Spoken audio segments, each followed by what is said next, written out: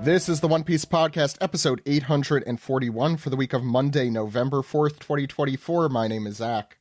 And my name is Ed. And on today's show, very special guest, translator for One Piece in Weekly Shonen Jump and MangaPlus. We have Stephen Paul with us. How's it going, Stephen? Hey, everybody. I hope you like the sound of my voice because you are going to be hearing it this week. If you have a voice left at the end of... Oh, boy. Well, okay. So you've recorded the SGS at this point. How long did you guys go for? About 2 hours. That could be enough of a podcast on its own, but we're also going to do more stuff. What else are we going to do, Stephen? We are going to cover volume 110, which just came out this past week in Japan. I think this is a record for us.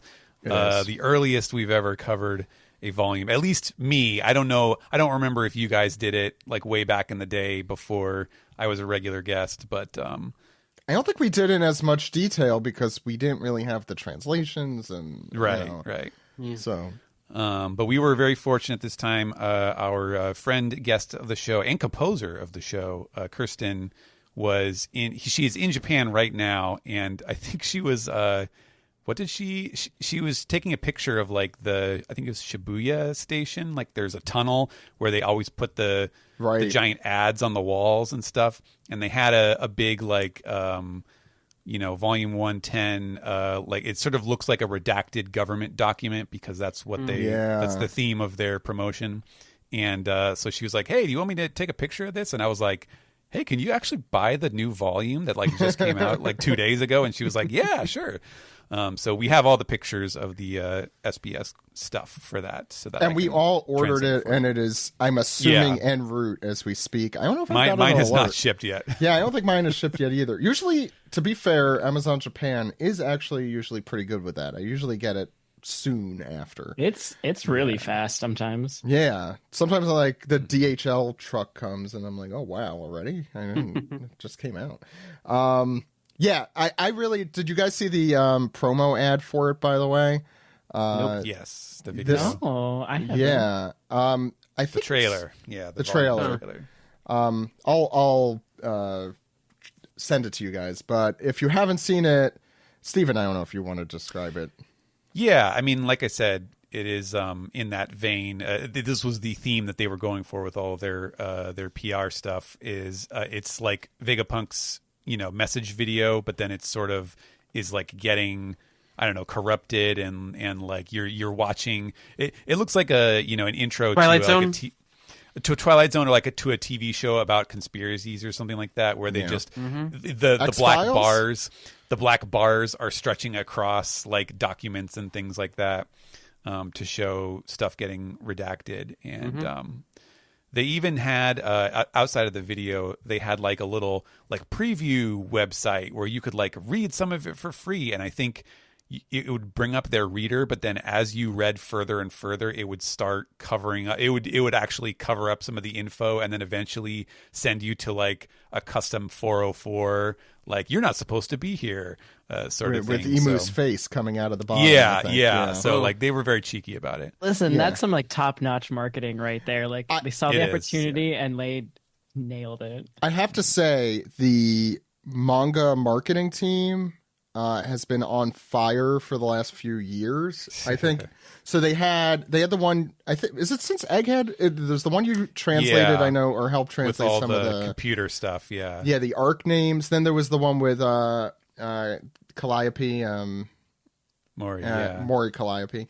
I was remembering what a Calliope was first, and then because I always read it wrong. And when I'm reading it in my head, but that one was amazing with her song. There was, what was the last? Oh, the last one was that really sweet Mr. one with Children, Kuma. yeah. It was Mr. Children and Kuma and Bonnie. Yeah. Like they have been. This one almost reminds me, Ed. Tell me if you were thinking the same thing. I don't know if you saw it yet. The Dharma Initiative sort of thing from Lost. Yeah. It definitely feels like that. It's like an old CRT TV. Yeah. Yeah. By the way, did we actually introduce Brodsky? No, because Zach hates me. No, I'm sorry. We've covered this before. Brodsky's back. Hi, Brodsky. I don't hate you. I think didn't we determine you're my favorite now? Yes. Welcome. It's just too automatic. Josh that angry about that. Yeah, we do a volume recap, and Brodsky's going to be there. Brodsky's going to be here. I always express how much I love Steven's Storytime. Yeah, you had to make it on. It wouldn't have been Steven's Storytime without Brodsky making commentary on it. So yeah, we have our volume 110 recap, which I assume will also be an hour. So this is going to be a meaty one. But we do actually have one thing to talk about. Also hot off the presses. Well, I'll say the one piece of news is that One Piece magazine number. Do you know the number? 19? Where are we up to? Yeah, I have it here, but. Wait, it doesn't actually say on the... I don't think it says. It just says next issue of the... I can't see from here, but you could tell us about it. I think it's 19. I think it is 19. Yes, that's what I said. It is 19. I'm looking at the one that was the Zoro Sanji one doesn't have like a number on the side of it for some reason. Mm-hmm. Yeah, Steven, this is the special theme here, and you can kind of get a preview of this because they have the One Piece magazine logo, but it has Luffy's version of the Jolly Roger... the real goofy looking one. And it is subtitled Laugh and Moth. And you might be wondering, what the hell is Moth?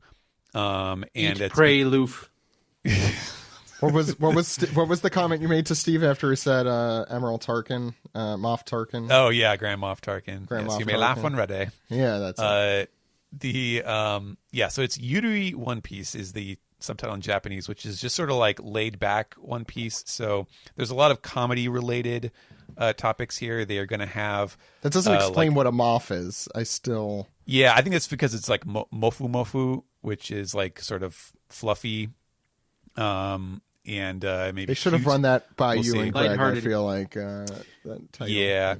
But it should have, let's see, it's going to have tribute manga from 14 different gag and comedy authors, going beyond the bounds of the publisher. So it's not just going to be Jump.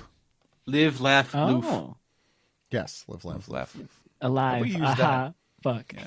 Oh, we should market the hell out of that. We'd be so successful with, let's say, 40 somethings. Yeah, sure. So yeah, that's something to look forward to. That'll come out the first week of December, just in time. Like we got the last recap in just under the wire for this one. Mm-hmm. Yeah, we didn't do it that long ago, right? Right, it was not that long. No, ago. It was after I came home. Yeah. And other than that, we do. There has been some stuff that Jump has been doing while Oda was on break, which it has been revealed. I don't think we ever actually talked about it, but that part of the reason it was a 2-week break is because Oda did go and visit the Cape Town filming. Yeah, that doesn't. Surprise they were advertising that like he picked up a bunch of like souvenir like keychain style things from there, and they were they were going to do a drawing to to send them out to people who that's cool. Yeah, lucky. Yeah, which was neat. But the other part of that, which I think we'll get into in just a second here, is that this week in the magazine, they have a 10-question Q&A thing where it's basically kind of like an extra SBS where there's a bunch of different sort of story-related questions that I guess Oda decided, you know what, I'm probably not going to get to these, so let's just go ahead and answer some of these. The One Piece is ... Nah. Yeah. Yeah, and in fact, it's kind of funny because you'll hear somebody asked about this during me and Greg's recording, and the way that they phrased it was very vague, and I had no idea what they were talking about. But I have seen them now. They're the issue is out, so. When Stephen is confused when you listen later, just remember that in the future, which is now, he will figure it out. Yeah, I figured it out. He did. Mm-hmm. Yeah, in the past. It's not too long, so I think we'll just go through it right in this segment. But we have a little 10-question Q&A. So here we go. Here's what it is. Question 1. When Luffy is using Gear 5, he seems to be pulling things like goggles and baseball helmets out of his, the word in Japanese is hagoromo, which is like his little, magic heavenly bag. Well, no, his little heavenly robe thing that goes around his shoulders and everything. Mm-hmm. His bag of holding. Yeah, his bag of holding. And he, so they're asking, how does this work? How does it, what's going on there? And his answer is, it's the entrance to Nika's fantasy or Nika's imagination or whatever. It's basically when you notice something like that, a wizard did it. Exactly. Yes. Thank you, Ed. Or it's that SpongeBob thing with imagination. Right? That was SpongeBob. Question 2. I was a little too old for SpongeBob. I was a little too old too, but I get it through osmosis. I watched some. That's true. This is not the time or place. No, time for SpongeBob. Question 2 is, so after Sabo inherited the Flame fruit, he seems to be wielding its powers without any kind of issue. Has he been doing some kind of training in order to make use of the flame fruit properly? And Oda's response is, yes, he trains himself every day. Now that Sabo has his memories back, I think he remembers a great many things. I'm not really sure what Oda means by that, but maybe he's remembering his combat skills or something. Question 3, and I did see this one on Twitter or something. This was mentioned, or they were teasing like some of these questions. So question 3 is: has Dragon ever lived with Luffy? Have they ever been together as a family? And Oda says, at the very least, Luffy does not remember that. Unlike Bartholomew Kuma, Dragon has a position here as the leader of the Revolutionary Army. And if his family connections were revealed, it would probably lead to greater danger to Luffy. So he says, I wonder how he felt how he feels being apart from his family. I wonder what he felt seeing his son at Logtown. So he's not going to tell us. It was like the one time he smiled, let's be honest. Okay. I think once in the flashback he smirks very slightly. Yeah. People out here asking the real questions because that's a good question. But I also love how Oda's just like, I'm not going to say. Well, yeah. I think what comes out of that is that he does have a plan for it, which is good. And it seems like he has at least some sort of structure in that.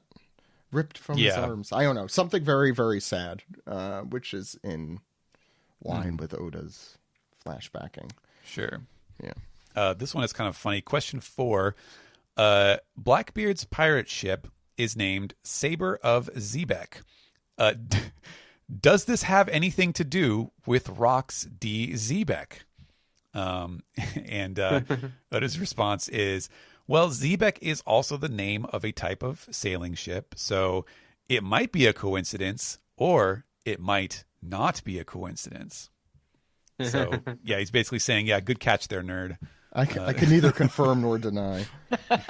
He really is out here being this Glomard baby.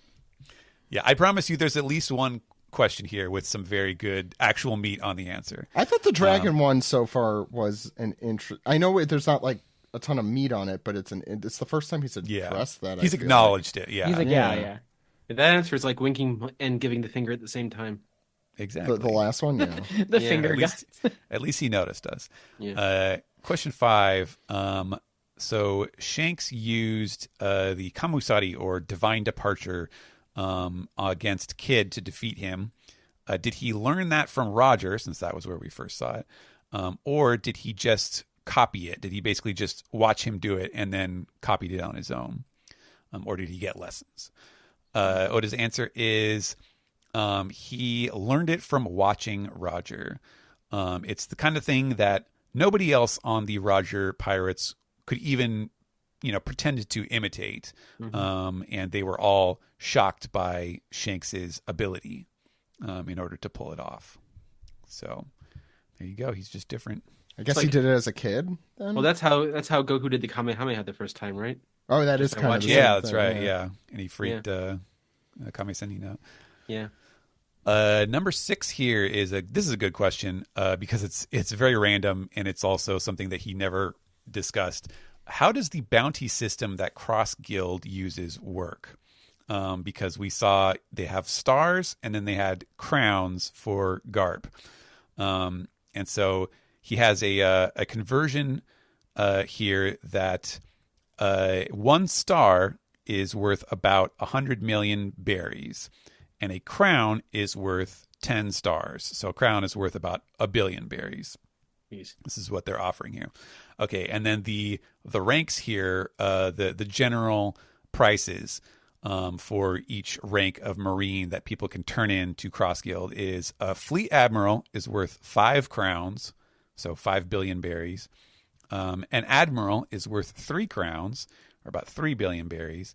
A Vice Admiral is same as Luffy. Yeah, a Vice Admiral is worth 5 stars, so 500 million. A Rear Admiral is worth 2 stars. A Commodore is worth 1 star, and a Captain is worth 1 star. All the, let's say, middle of the road officers are worth about 1 million, and then lower officers are 100,000 or lower. And there are special exceptions for certain, more infamous individuals. So that's why like Garp, Kobe. even though, Kobe has 5 stars as a Captain, what is he now? Captain? Is he still captain? He might be a Commodore now. I forget. Yeah. And Garp, even though he is a Vice Admiral, has 3 crowns, just like a regular Admiral. So I would add, for power scalers out there, remember that Buggy is the one who made the system, so yes, it does not convert neatly to the power scalar logic, which I don't know. You have to run your additional Buggy filter on it. You do. To derive the true answer. Yeah, absolutely. Put a big red nose on it. I don't know if that helps. Or does it? Question 7 is so as the 10th ship commander of the Blackbeard Pirates, what sort of stuff is Kuzan Aokiji doing? And does he have subordinates? Does he have followers on the ship? What it says, he does have followers. He does not seem like the type of person who just does whatever Blackbeard tells him to do. For Kuzan, joining a pirate crew was less about getting the chance to commit evil acts and more of a way for him to live freely. Oda thinks. But as a member of the Blackbeard Pirates, there are victims of his actions. So it's not like he's secretly, making sure everything is hunky-dory. There's still a negative aspect to it, which is interesting.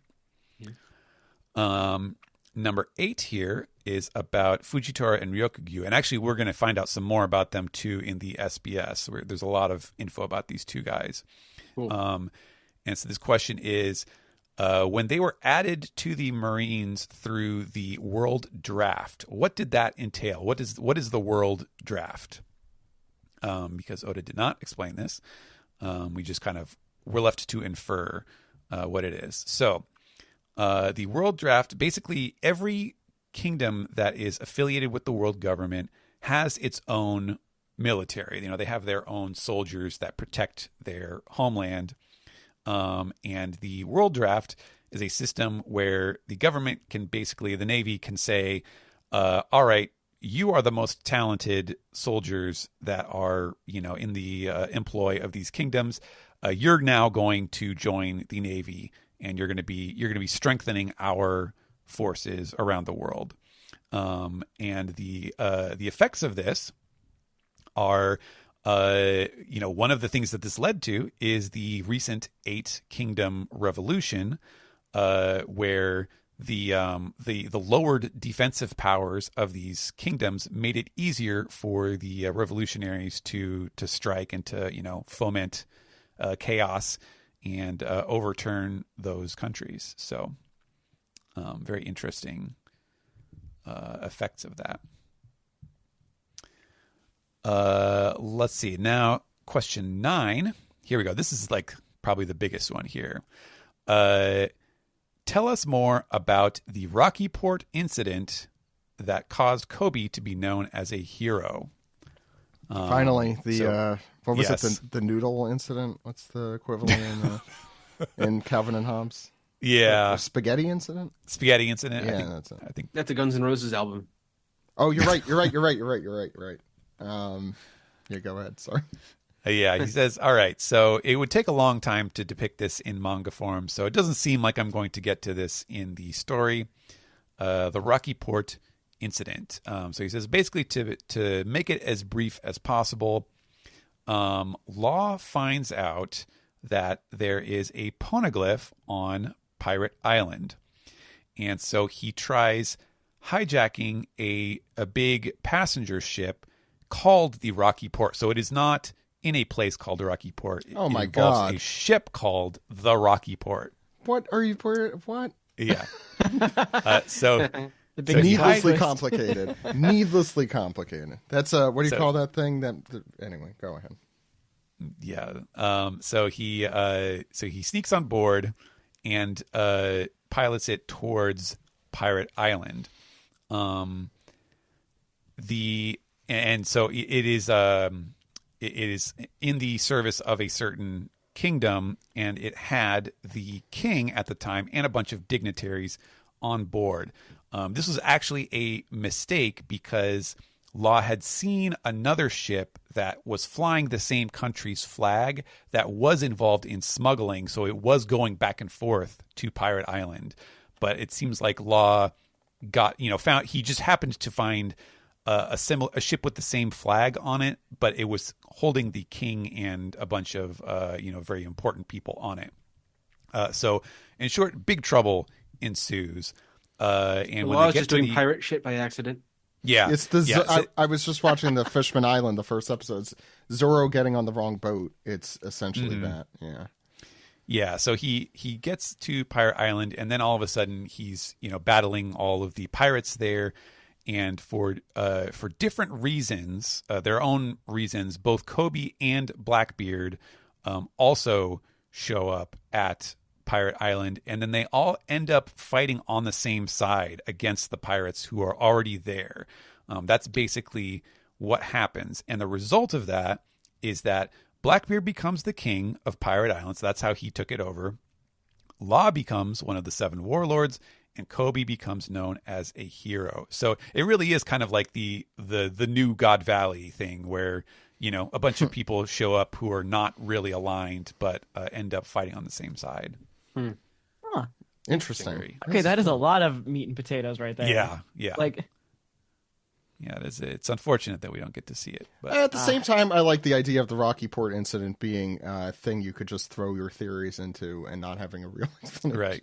Yes, the Kessel Run. Yeah. I do love this. Like one of the last questions, I was like, okay, I got so much else going on. I'll answer this question. I think he's at the point in his storytelling where, I think he wants to give every little detail. If there's one thing I know about Oda in One Piece, it's that he wants to draw everything. But I think he's realizing, I'm not going to have the opportunity. Not an efficient use of time, the audience might not be interested. Yeah. I mean, he might have a flashback to it at some point if, some whatever. Right. But it won't be able to go into it in detail. I'm sure that getting into getting knees and elbows deep in the Elbaf story is probably a good chance for him to be like, yeah, I'm not going to get to this stuff, so let me just throw some answers out there. There are more important things coming than that. Yeah, which has already happened, and we've seen the results of it. It's not. Right. It would be a cool battle. You know what that would be good for? Like a episode special or something. Yeah, another one of those. That would be fun. Yeah. And speaking of God Valley, our last question, the figure of Saint Figerland Garling, who fought off the pirates at the God Valley incident. How good is he in battle? How tough of a combatant is he? And Oda says he is strong. There is a reason for his strength. Okay. So Japanese power scalers asking the question, I think. Yeah. He is rated number 7 on the list of strongest people. And yeah. What a waste of a question. We don't need that one is here.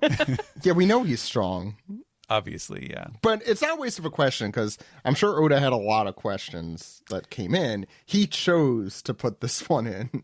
Yeah. Or the editors. Yeah, he does say it is interesting that he says there is a reason for his strength. So, I don't know. Maybe there's something beyond just like he has a devil fruit or something. Maybe there's some more backstory there, which we will perhaps find out. But there you go. That was One Piece for this week. As far as Jump is concerned, we got question and answers. Awesome. AMA. We have a lot more of those. Yeah, we have a lot more of those to go. Which are we doing first, Stephen? Are we doing the SGS first or the volume first?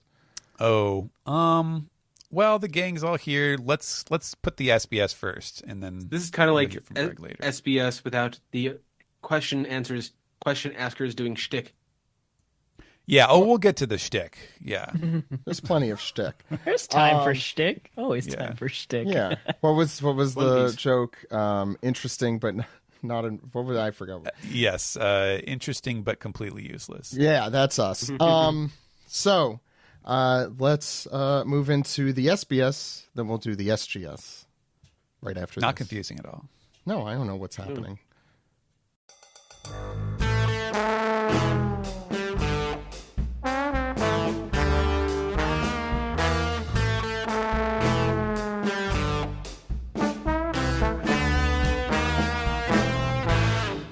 This is the manga recap for volume 110 and the upheaval of the era. Stephen is going to take us through the volume, the SBS, all the fun little stuff in this volume. So take it away.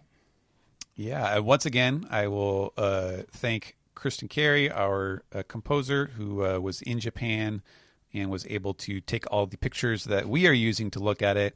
I'm very much a stickler about I don't want to, I never want to report on someone else's reporting. I want to see it for myself and translate it for myself. So, we wouldn't be able to do it without a trustworthy source here to give us the volume. And again, we're waiting for them to arrive. Yes. So we could hold them and look Saturn in the eyes, the purple eyes. Oh yeah. So yes, for everybody here who has not given their opinion, I talked about it a little bit. In the SGS you will hear Greg, because he was mentioning this on Twitter. He had some let's say critical thoughts about this volume cover. I probably agree with Greg. I haven't heard his thoughts yet, but I mean, my main and only thought, and I think I said this last week, was that Dory and Brogy look like regular sized people next to them. And my only question was, who's going to get turned into Panda Man? And who is it, Steven? The answer is V. Nusturo. Yes, the one Steve couldn't remember the name of. Baldo. Yeah. What did he? Venestro, that's what he kept calling him. No, Vero called it Pinestro. Pinestro, yeah. Pinestro, yeah. That sounds about right. Yeah, I do remember having lots of conversations.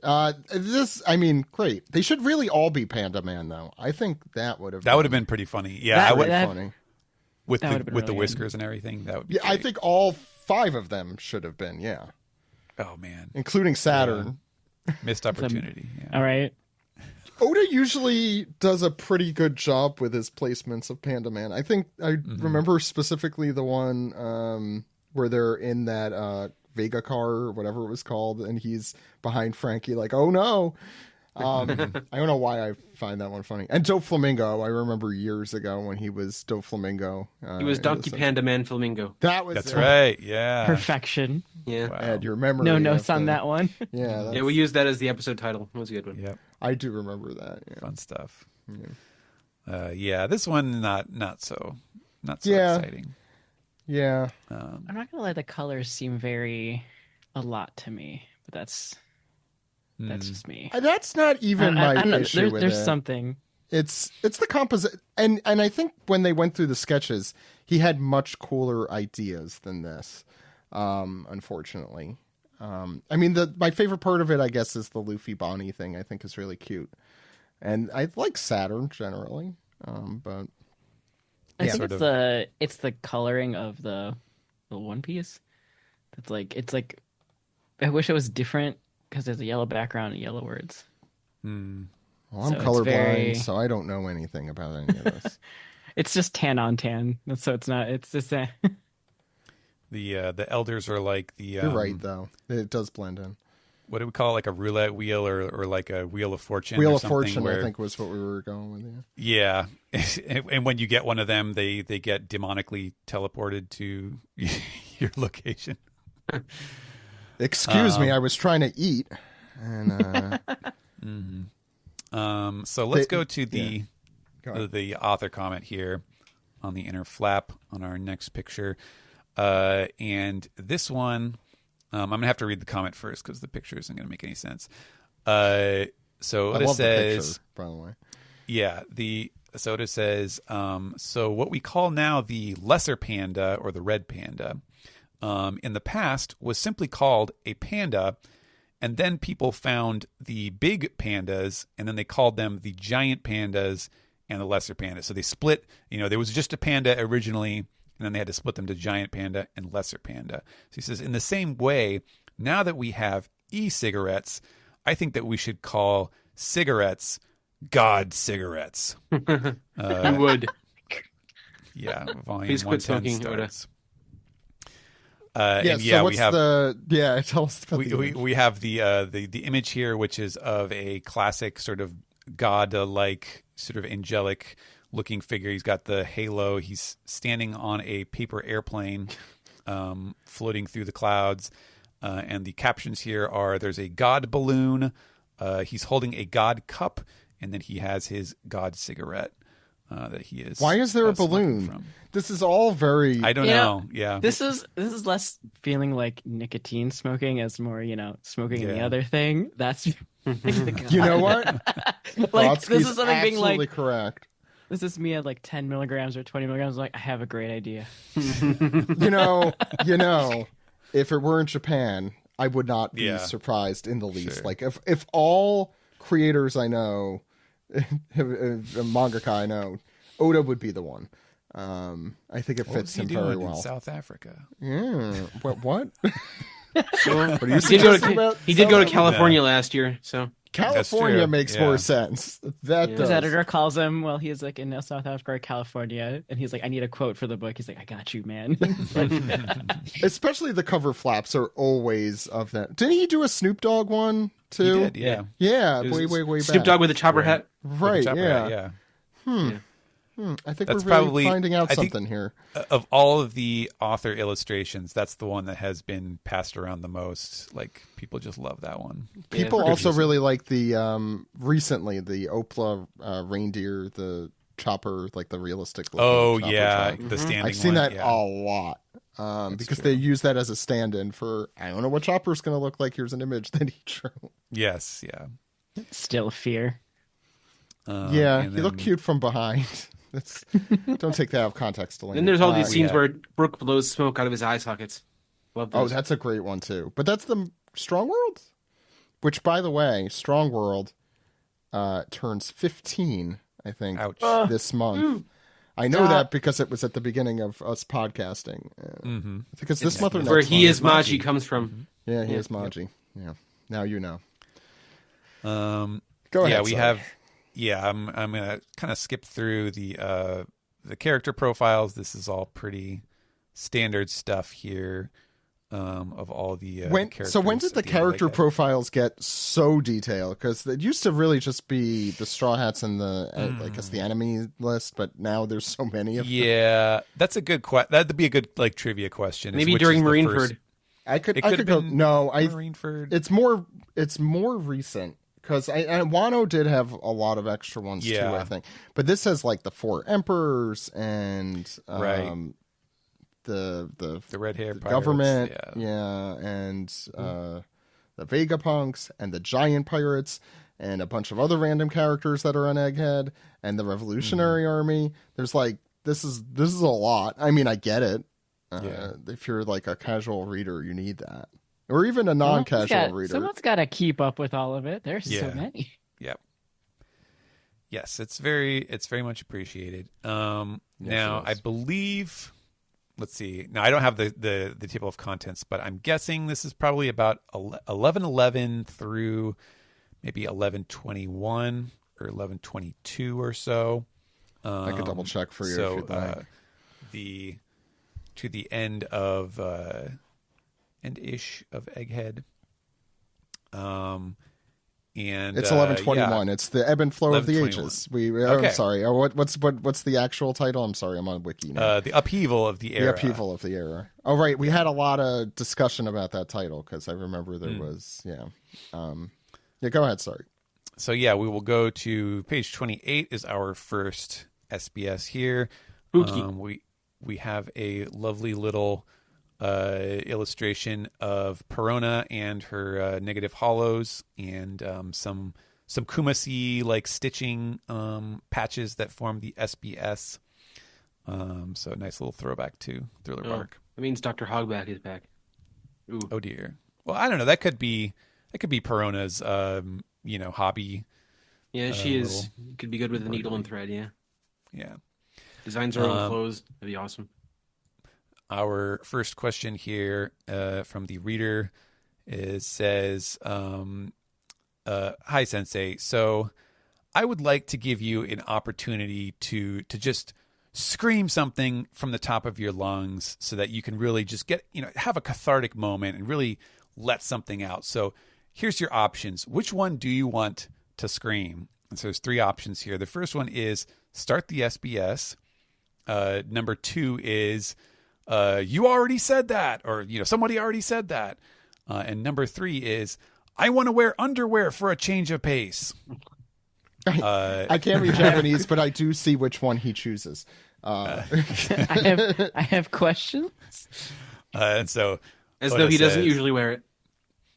So Oda says okay, this is my chance. He actually says chance. So you can imagine Asuka in Evangelion, if you ever have seen that.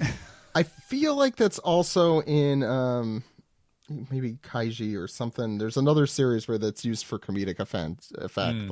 My chance. Go ahead. Chance.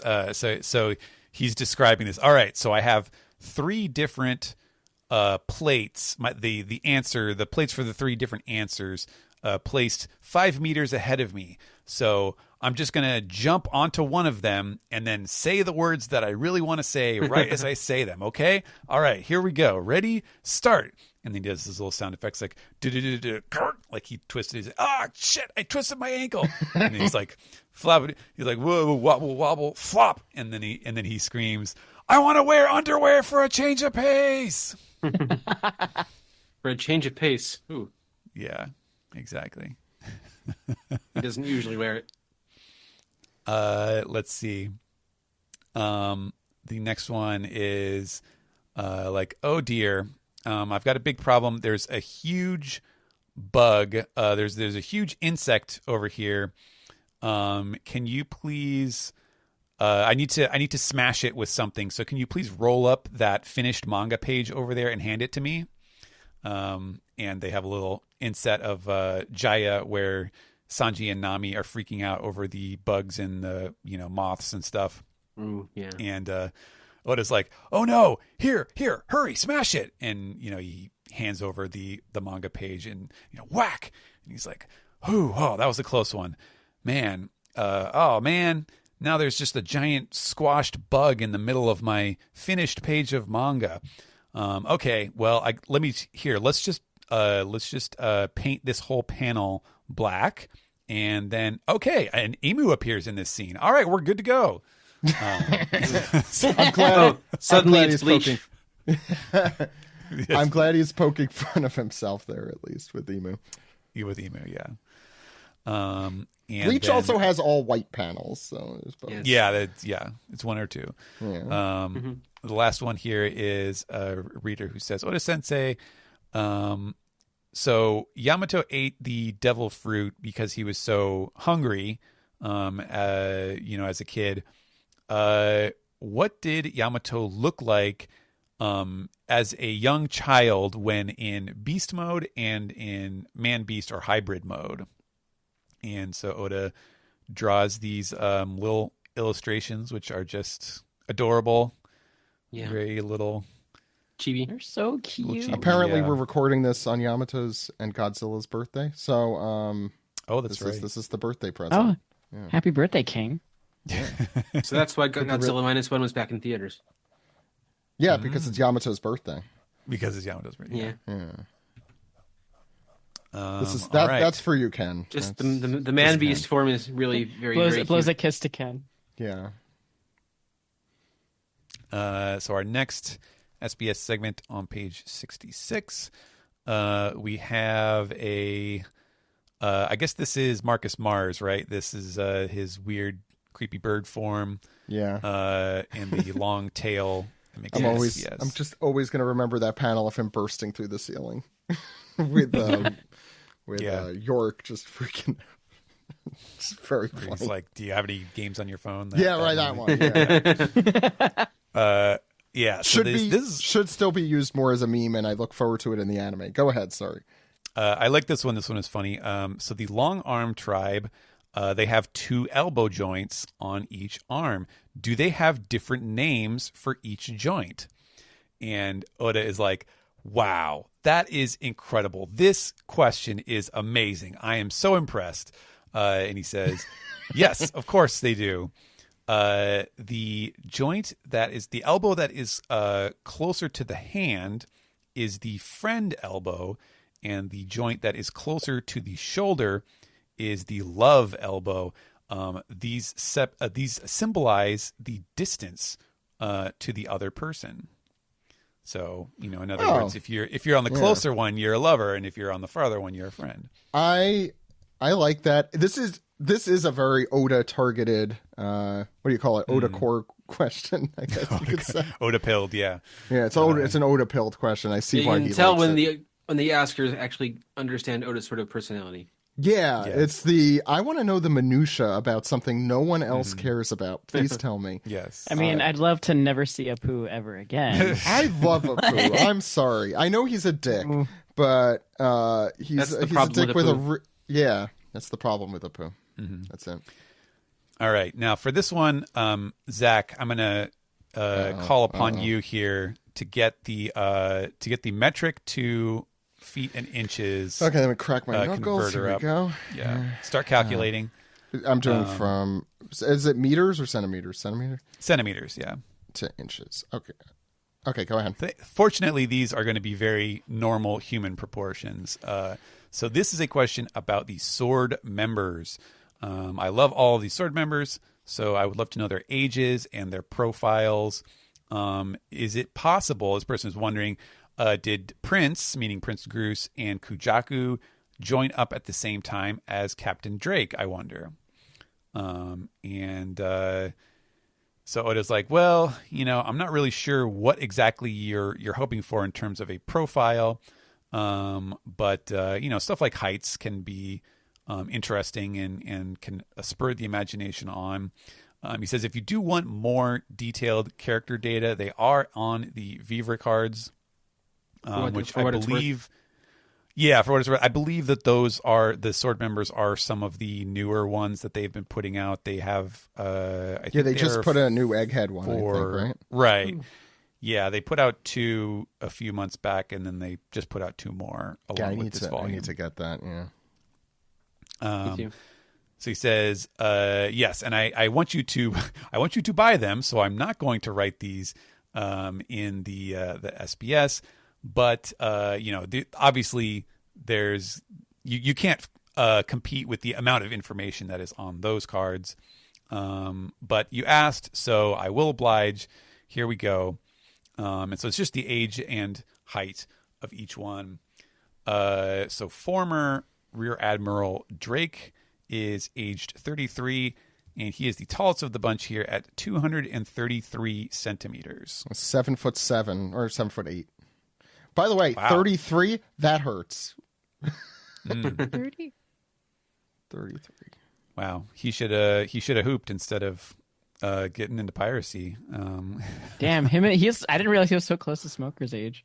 By the way, 7'8" in the One Piece world is like that's kind of short. Under average, I'd say. Yeah, that's about your average height in One Piece. I don't think it's all that bad. Yeah. He looks like he's the tallest of this bunch, though. So yes, keep that in mind. The next is Rear Admiral Kujaku, who is 26, and she is Suru's granddaughter, right? Yes, she is 180 centimeters. That's 5'11". Okay, which feels correct. Mm-hmm. Next is Prince Groose, the Rear Admiral Prince Groose, who is 29, and he is 205 centimeters. Like 6'8". 6'9". Yeah, good job, Ed. 6'9". Nice. By the way, Shooting guard. taller than Steve. Wow. Call him out. Roast him. That's what I'm here for. Let's see who's very Steve's short height. in the One Piece world. That's true. He would be. Captain Kobe is 18, and he is 167 centimeters. Our short king. I am taller than 5'6". Wow. Just a baby. Yeah. Is he taller than you, Brodsky? Not to call you out. By an inch, I am 5'5". Okay. So, Okay. unfortunately. Well, we'll get let's there see then. here. This next one. we have Hibari, who is 17, and she is 165 centimeters. 5'5". There we go. There you go. You and Hibari. And Didn't you have a crush on her? Wasn't that yeah, she's she's very cute. Yeah, She is 17, so Yeah. it's more. well, I was We going to take that say, back. yeah, I love this file photo of Helmeppo here, wailing like a baby. but I would add though, at least it's like age appropriate, the two of them, if you're shipping that, because they're only a year apart. So Sure. it's better than some of the other ones that exist out there. And lastly, we have Helmeppo, who is 22, and he is 179 centimeters. They did So pick that's up 5'11" again, probably. Oh, yeah, sorry, I forgot that last one. 5 foot, 5'10" and a half. Okay, yeah, he's 1 centimeter shorter than Kujaku, which is a good coupling height. And he has an extra We're comment just trying here. to set everyone up here. Okay. everyone in Sword is dating. Yeah. So he, in response to the wonder about Prince Groose and Kujaku being joining the same time as Drake, he says that Kujaku and Groose are kohai. Drake is their senpai by a little bit, but they, in terms of how they relate to each other, they are pretty much equals in terms of like seniority, rank aside. Also, he says, I got a question. Is Groose actually a prince of some country or another? He is not. However, he is a rich boy. You know what? You know what? There you go. Perfect. It looks like That's it, yeah. Correct. Yeah. That's correct. No, he gives like rich entitled white boy, so He does. And his tracks. yeah, at least he's a I don't well-intentioned. know why, but he looks like he's had plastic surgery. At least he's definitely had lip filler and some Botox. What are you guys saying about Yeah. Owen Wilson? What are you guys saying about Owen Wilson? Wow. Yeah. Wow. Yeah. Wow. Wow, They really do look alike. they do. Our next SBS on page 82, we have a rather realistic looking drawing of a more adult-ish Bonnie, and she is saying, SBS, forget that, bring me food. Relatable. So, And yet Yeah, looks sure. like Yeah. distressed.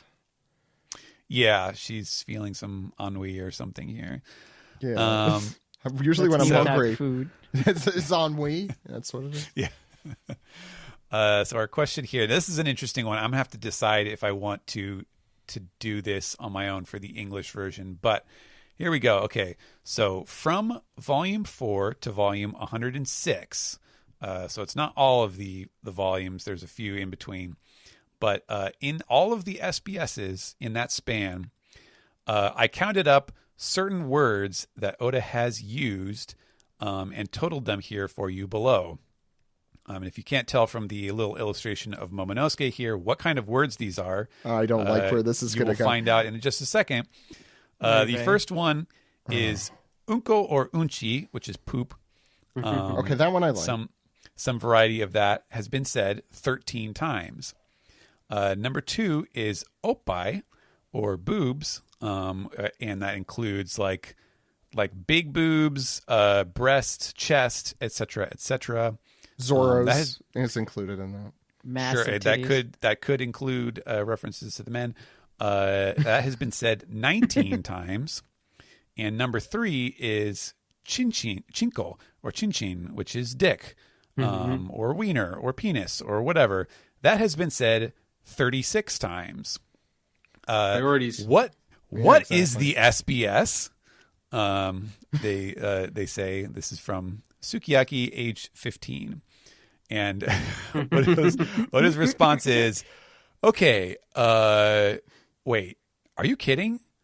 No, like I honestly do not remember this. If anyone said that, it was Sonata. To me, he says, when I think of the SBS, I imagine a pure and cleansing space, like a little clearing in the forest where the sunlight shines through the dappling branches and little songbirds and squirrels frolic about. So never count these again. Okay, but hear me out. I have receipts, Oda. I still have a screenshot of the SBS. I assume. Oh my god, yes. There's more? Yes. So he's like, never count this again. And then like in parentheses, like, you know, like snapping back or like getting angry at the person who's already scolding him. And then he says, well, here's your follow up. He's like, oh, wait, I see we have a postcard from a young child.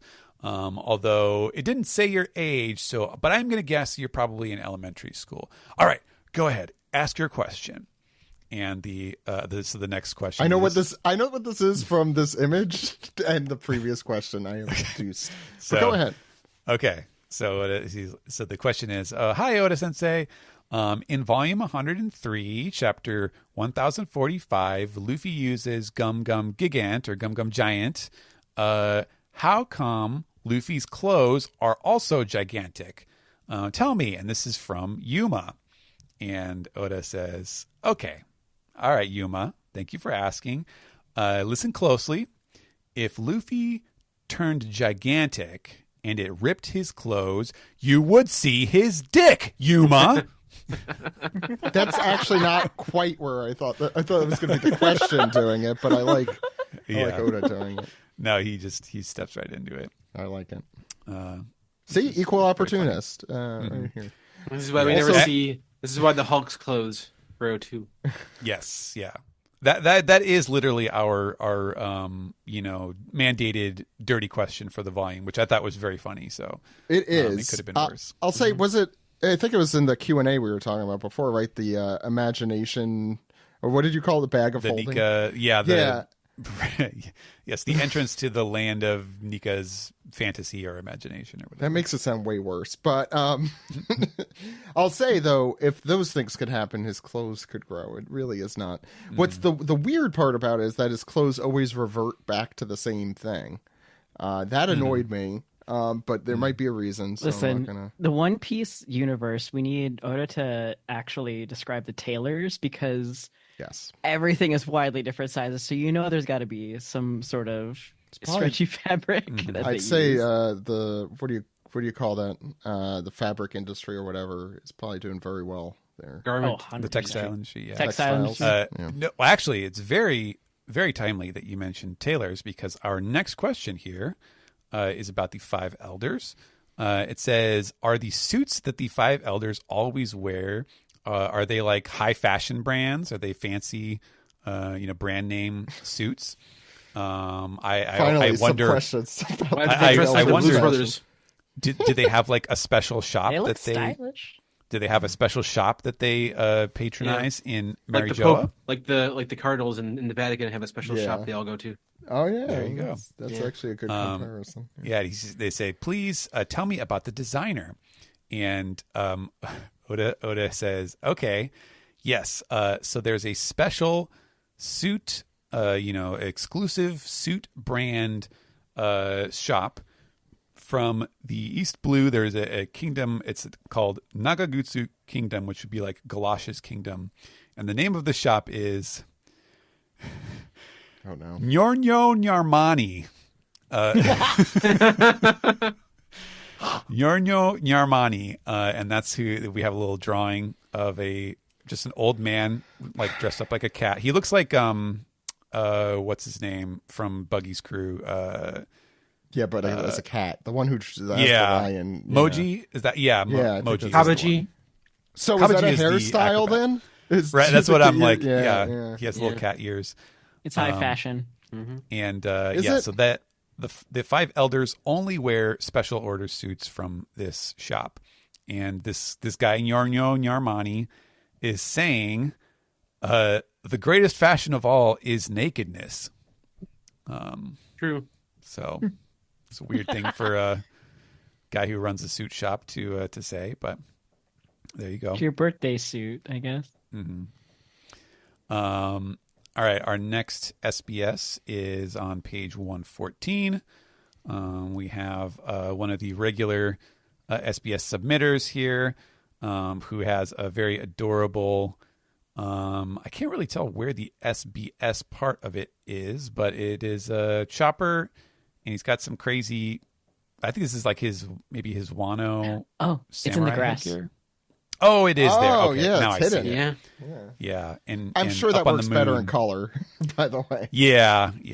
Up on the moon is Dr. Hiroluk, just giving him a big smile. It's the nice. Mufasa of One Piece. Yeah. There. Yes. This is CNN. Yeah, that's what he's saying.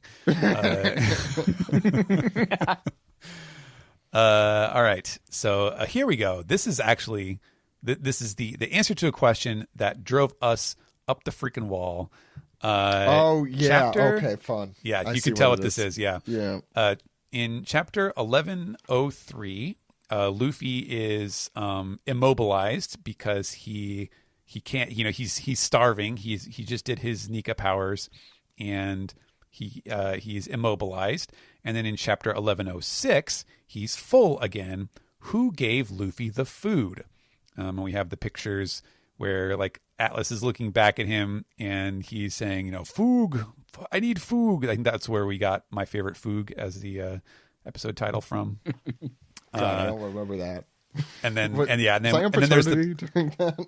Go ahead. Sorry. It could have been. And then there's the panel of Luffy lying on the ground, but he's got all this pile of food and he's like shoving it in his face. And Oda says, yes. So in chapter 1103, suddenly out of nowhere, Luffy is eating food. So who replied to his request for food? Could it have been Sanji or Frankie? They were there. Also, Kizaru and Sentomaru were there. And yet, it doesn't seem like anyone noticed. So, in other words, it's almost as if the act was carried out at a speed so fast, like the speed of light or something. That's the theory we all had. I really don't know. The speed of light. So yeah, that's I guess that's confirmation. Cheeky, yeah, Oda's cheeky confirmation that yes, it was Kizaru. Which okay, good. I guess maybe that's a better show don't tell kind of thing. Although now he's telling. Like let your imagination but he couldn't go wild show. with Yeah. this. Yeah. Interesting. I do think that makes sense, if I recall. Yes. When I do a reread of Egghead, I'm wondering how that, if that's even noticeable. Yeah, Kizaru's he was really put in an impossible situation in that arc. I mean, you can tell. He also seems to have that. What do you call it? The maybe a kind of Banashi's in my head right now, but the code of the Yakuza, or like it's that code of like fighting, like okay. He was getting all emotional about it too. Yeah, I think for him it was probably more of just like, I do my job and I'm I will do it if you order me to, but I'm really not going to like it. And he was kind of doing his own passive resistance in a way. I don't even know if it's that. I thought it was. I thought it was more just like they fought.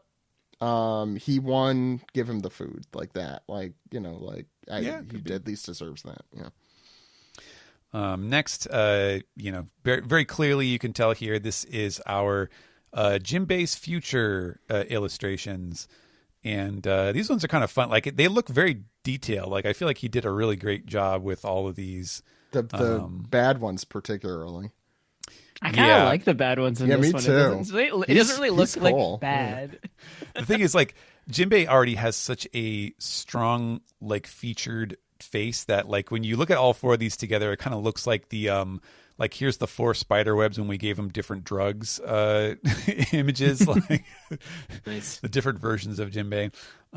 So yeah, they're all pretty they're all on a spectrum here of like, nice to mean. How old is he now? Is he 40? So it's supposed to be Jinbei in 20 and 40 years. Oda says Jinbei is 46 right now, so I'm going to make it 60 and 80. And so the first one for the good Jinbei at age 60, he's saying like, oh, that's enough. Don't be too hard on him. We're all equal. Everyone is equal.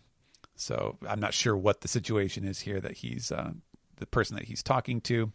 And then at age 80, now he is Grandpa Luffy, and he's saying, or Grandpa Jinbei, he's saying, look how big you are. Which is he has grandkids. Yeah. Or just, Wait, little kids in general. Does anyone ship Jinbei with someone in particular? I've never heard a Jinbei ship before.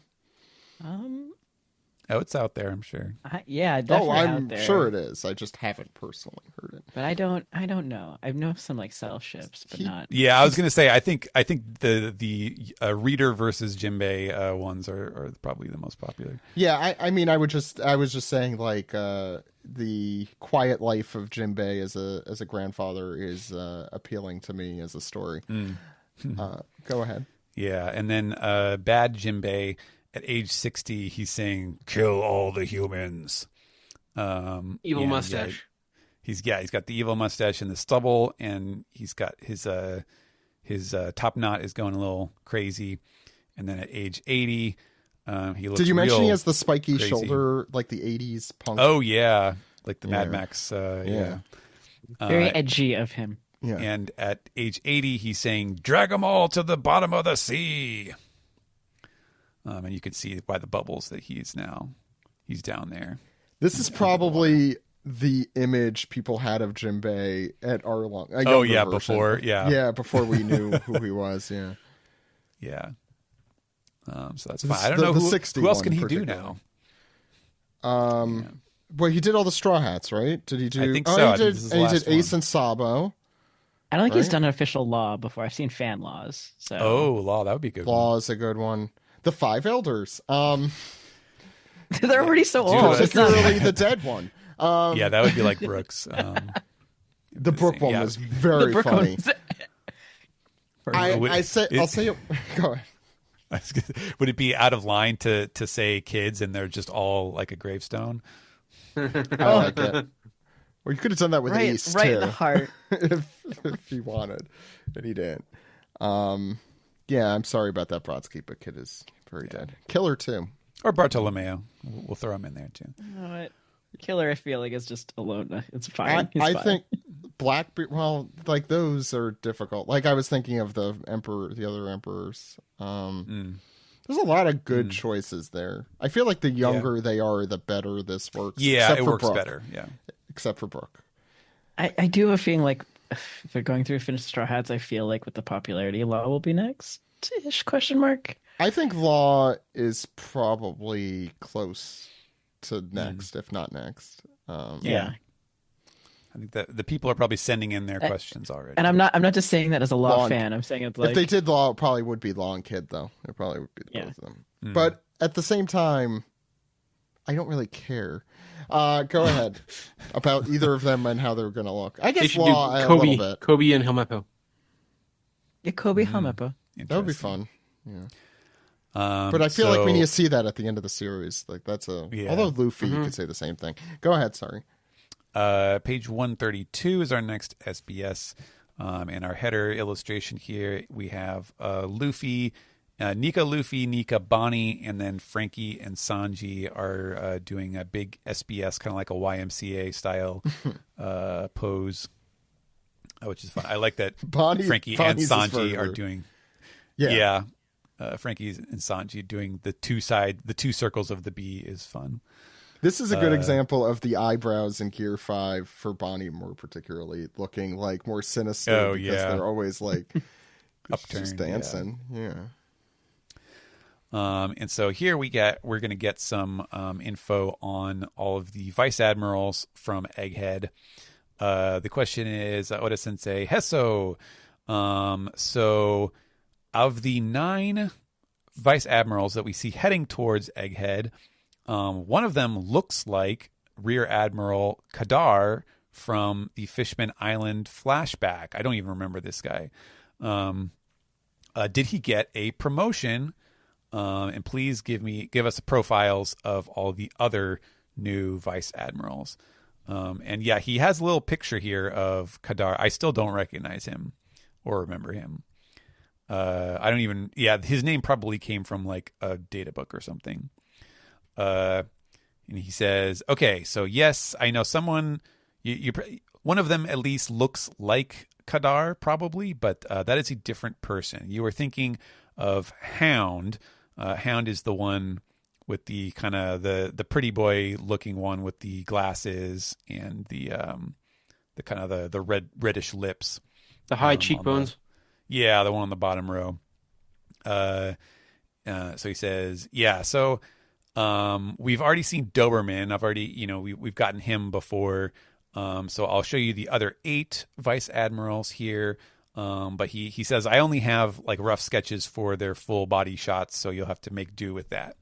So we get his design sketches for them. I love that. That's great. I'm happy about that. Yeah, it's cool. It's cool. Except that Vice Admiral Otterman, his last name better be Otterman. It is not. Oh no. But we do get some information here. So yeah, first guy here, as Zach said, is not Otterman. That is Pomsky, Vice Admiral Pomsky. And he's the one who has the big shell spear thing.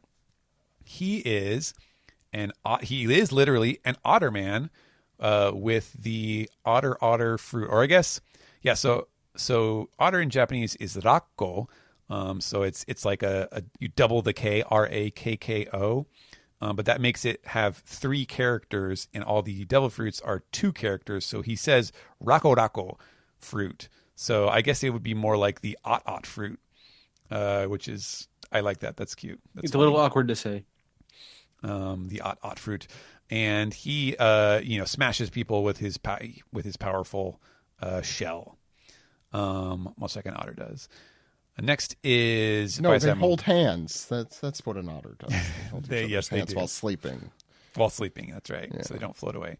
Right. Vice Admiral Dahl is described as a martial artist or a scrapper, and in parentheses, the soul of rock. Okay. She does kind of look like Joan Jett. I think that's she's got the the dyed black hair style look to her. So this is Vera's spirit animal. Yeah, Vice Admiral. I feel like it's a lot of people's, mine included. Spirit Admiral. I do love Dahl. Spirit Admiral. Oh my God, I messed the joke. Spirit Admiral. Wow. That's what that's Ed. I'll give him. Nicely done. Next one is Vice Admiral Tosa. This is just kind of the big burly guy with the black beard. Probably the least, descriptive one of them. And Tosa, of course, is maybe a little lesser known breed of dog, a fighting dog in Japan. That's where it came from. And he bites people with his hands, or i.e. the Tosa fists. That's what he uses. I like his design of these guys. He just, I'm just looking at the body sketch here, which is that he is the stereotypical, barrel-chested, tiny legs guy. I should say I like his facial hair. Mm-hmm. The next one is Vice Admiral Urban. This is the guy with the like the orc teeth and the very long hair. Yeah. And the top hat that has the Marine branded top hat. And he is a cannon man with the... Oh, so he's not a filler man? No, he's... God. Yeah, thank you. Fuck off, man. That one got me. It took me a second. That was the most dad joke version. Yeah, that is. Yeah. I know. He is a cannon man with the... what would you call it? Like the tube fruit, the tsutsu, or the barrel fruit, maybe. The top of his head turns into a cannon. So I guess. How is this different from Baby 5? Well, I guess he can only cannons. Only cannons. Yeah. His job is cannon. His head is cannon. Yeah. His head is cannon. His teeth are sharp. I was gonna say it's like remember we discussed how like who was it in Dressrosa has the same exact fruit as Ms. Valentine's Day, I think it was. Machweiss. Oh yeah, Machweiss. Yeah. So it's the levels of fruit. Baby Fives is an infinitely better version of the same thing, basically. I think. Yeah, our next one is Vice Admiral Bluegrass, who we have probably seen more of than anyone else. Of course, she has we've seen a lot of too. I guess. Well, I mean, in terms of the power, fruit, Bluegrass has the what did I call her? Like the pilot human or something like that. She has the ride fruit, I believe, is what I called it. Yes. And that allows her to she turns any creature or thing into a rideable object or a mount essentially within the range of her hockey, which is interesting because I don't remember ever hearing like a devil fruit power described in terms of like your hockey range or your hockey power. So that's definitely a first, but like what? Yeah. I actually have a new favorite fruit. That's kind of sick. I'm not gonna lie. Yeah, I'm cool. curious to be like. I mean, anything can be a mount if you just climb on top of it and have it go. But like, I'm very curious. Cowgirl fruit. Cowgirl fruit. Horse girl fruit. Horse girl confirmed. Horse girl. Yeah, and we were saying that Kujaku is Tsuru's granddaughter, but Bluegrass is not a family member, but she's considered I guess you would call it like a spiritual older sister to Tsuru. So she's older than Tsuru, yeah. Presumably, or at least has seniority in the Navy. So I love Tsuru. Amazing. Yeah, very cool. So fun. Vice Admiral Hound. Now this one is a real shocker. Has the dog fruit model Hound. Wait a second. Yeah. It's true. I'm like imagining, you go to. We never see that though. I'm imagining you go to the Wikipedia article and you see like, oh, this is his birth name and this is when he changed his legal name to be Hound after he got the devil fruit powers or something. It's a flex. Is that a Venture Brothers thing? There's something where like they point out you have the name of the thing. When did you get the? I don't know. That sounds like a Venture Brothers joke. I'd say there's a lot of dags like in this like whole area. Like, I guess, did they just like find those fruits and be like, here you go? Are you saying dogs? Yeah. Yes. Okay. Dog. Okay. I wasn't sure if you were saying dads or dogs. Yeah. Right, well, the next one is the one I want to hear about. There's definitely a dog theme. And Hound is said he is a, I guess, equals or same graduating class from the academy as Smoker. So they're kind of contemporaries, let's say. Yes, the next one is Red King, who is the Mr. Melty, the one who is a Chin literally Man. based. Yeah, the Chin Man who is literally based off of Red Ultraman King. villain? No, Red King, the monster from was it Ultraman? Oh, Ultraman. I think Ultraman or Kamen Rider, one of the tokusatsu shows. Yeah. And yes, he hits. With he uses his right knuckle. That was his big attack, which he uses with the power of a steam engine. So yeah, he had the big kind of mechanical looking arm. So as far as we know, he doesn't have a devil fruit. It does not suggest unless he has the chin fruit, right? That would be the dick fruit. That would be unfortunate. Yes. Oh no! Foiled again. That would be too much even for Oda.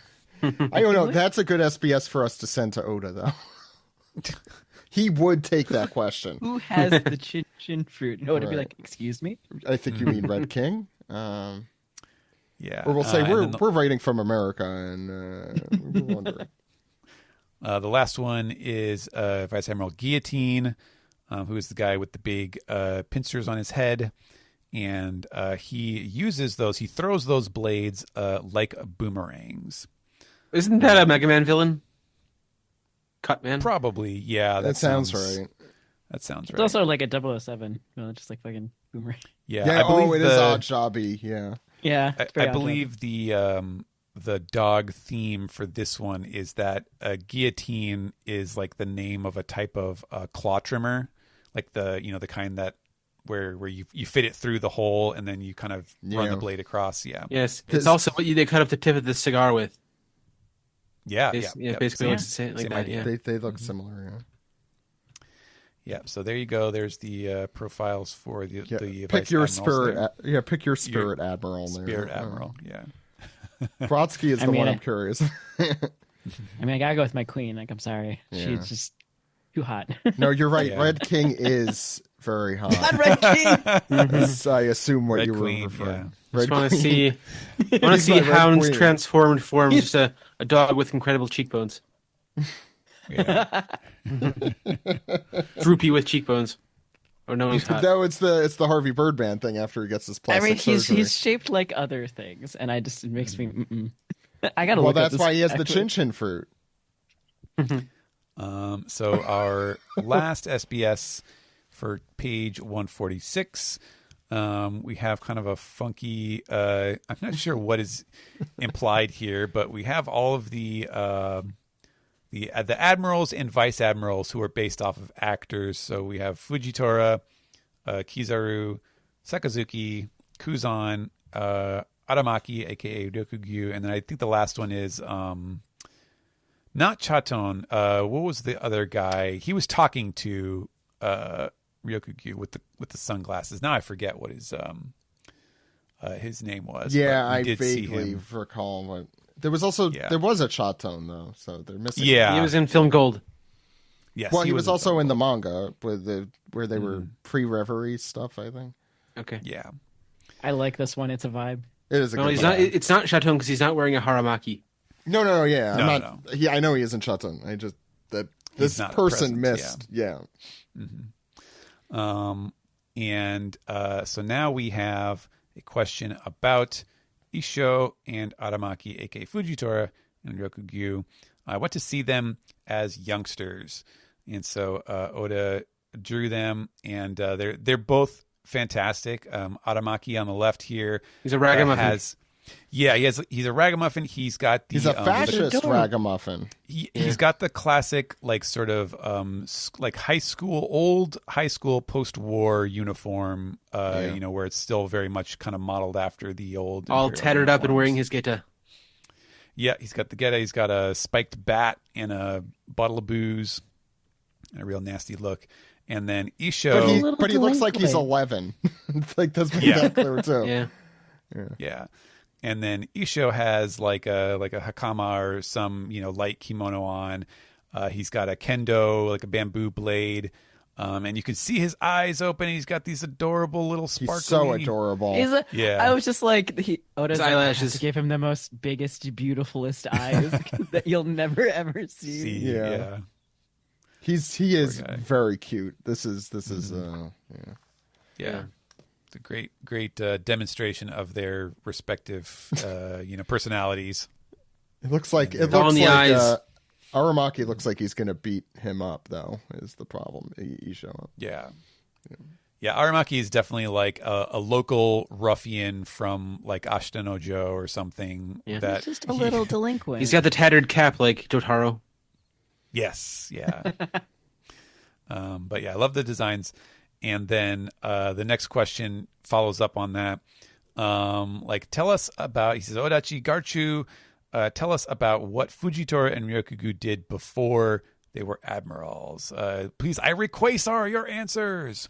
So they're doing all the shticks. Someone remembered that shtick. Mm-hmm.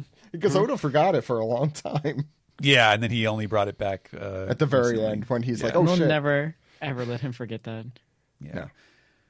So Oda says, "Okay, so yes, if you recall what I described in the question and answer segment at the start of the show, they were brought into the the Navy through the World Draft this system."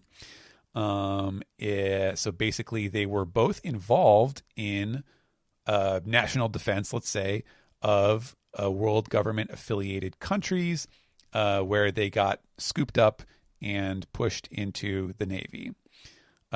So Aramaki Rokugyu.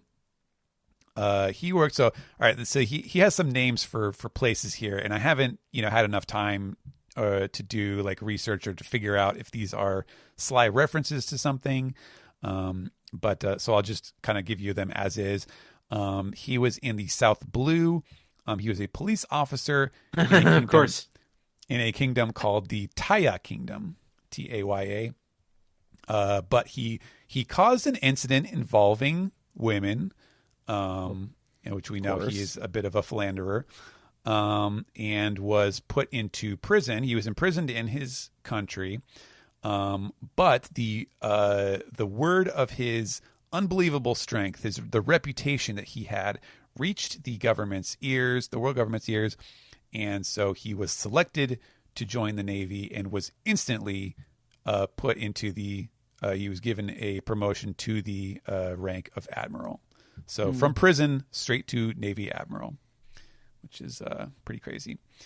Fujitora, not that crazy in that worth.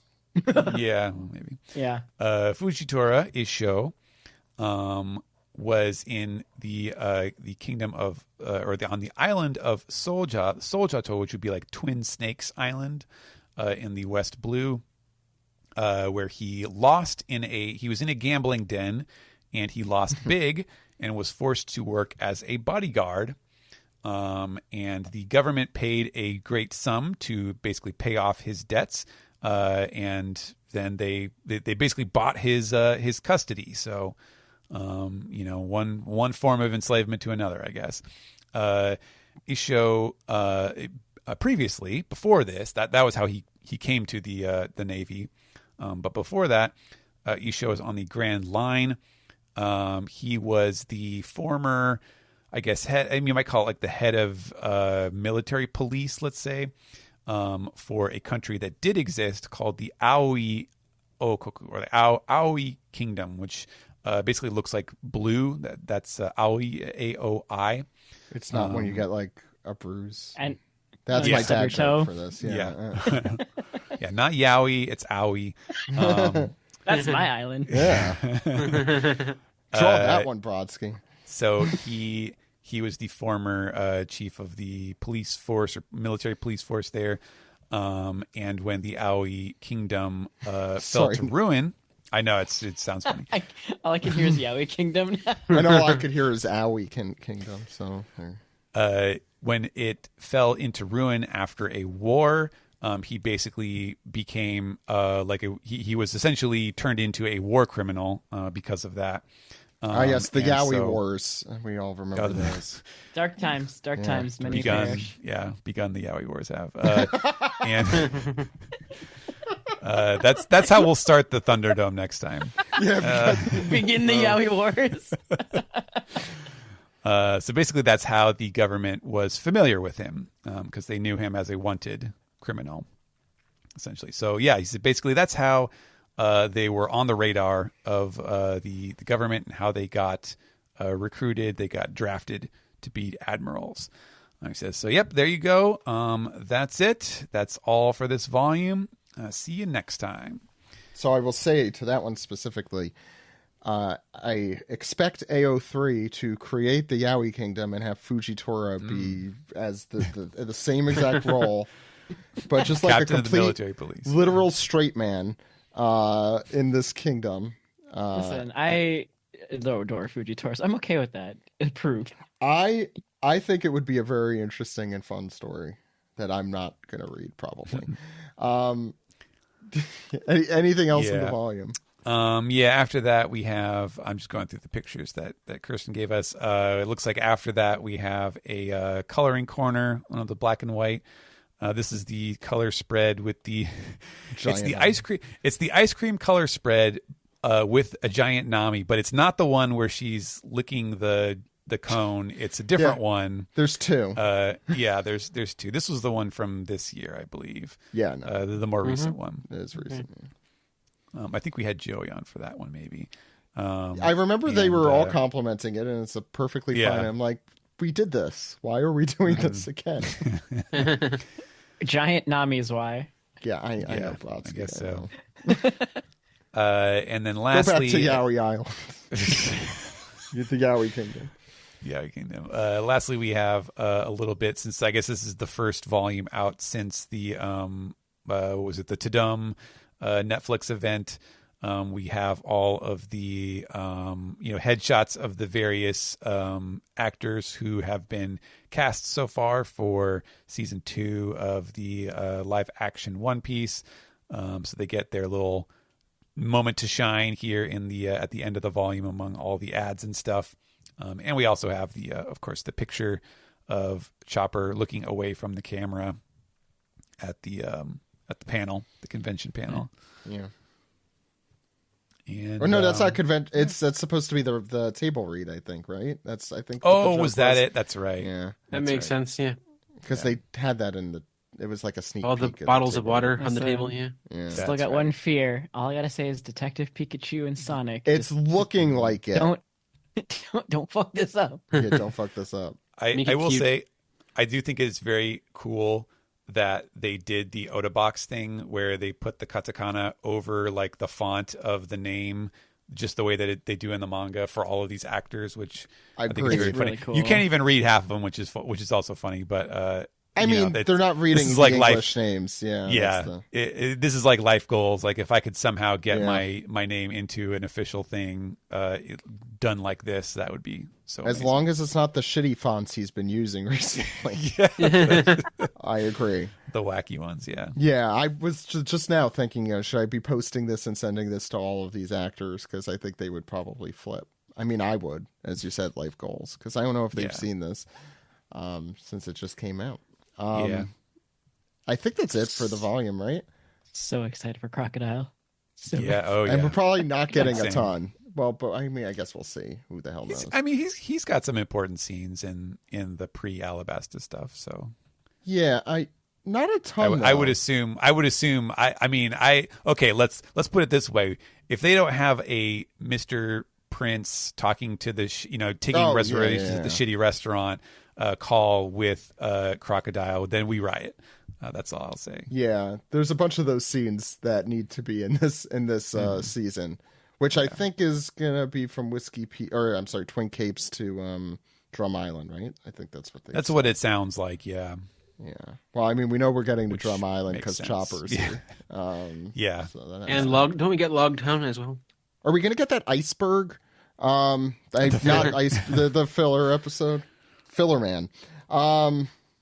Sorry again. Yeah, they're going to. You're right. Logtown 2. They're going to be like, Laboon. Animating a whale is so hard. Let's put an iceberg. Let's turn it into an iceberg. That's. But it's just a giant picture of iceberg from Water 7.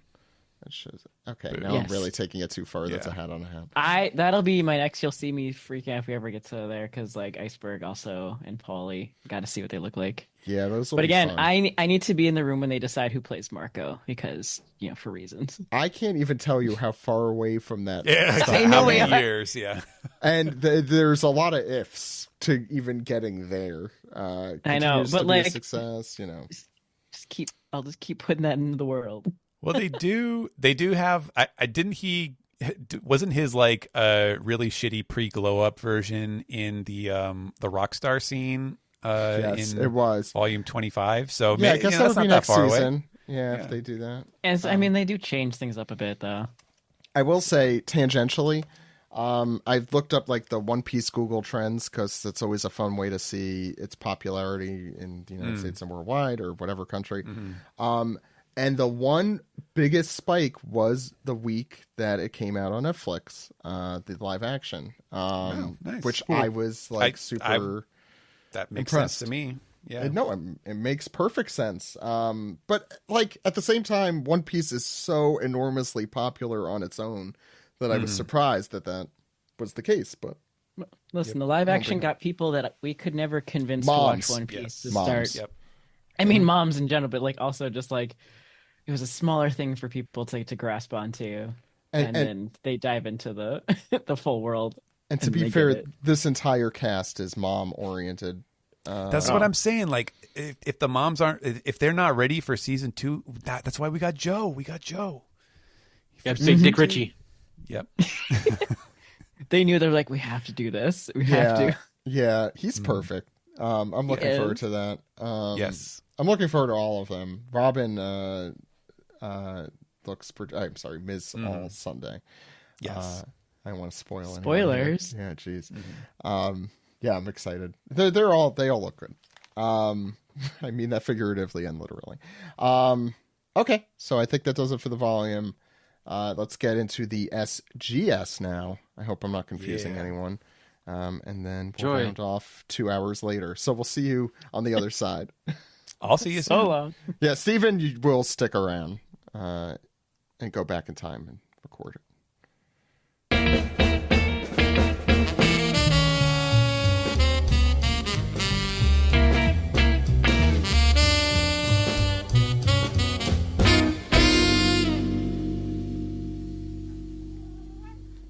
It's not torture.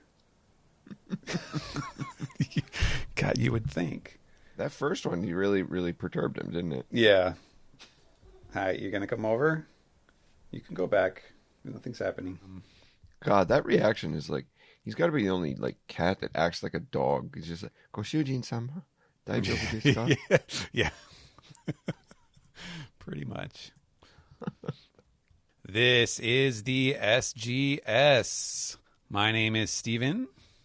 And I'm Greg. And Simba is right beside me. We woke him up with our preparations. You know what I need? What's that? I need a feline soundboard, from Monster Hunter. But like, kind of like sounds. We just need to push that. It's like, I'm Steven. I'm Greg. Yeah. Yeah. Yeah, he's very disturbed. As it turns out, he's very disturbed by clapping sounds to sync the audio tracks for this podcast.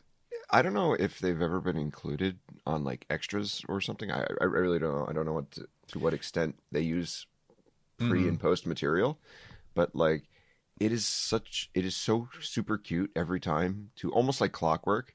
When we do syncing, and we've probably mentioned this before, but like when we do clapping to do syncing recording, right? Yeah. Before we begin.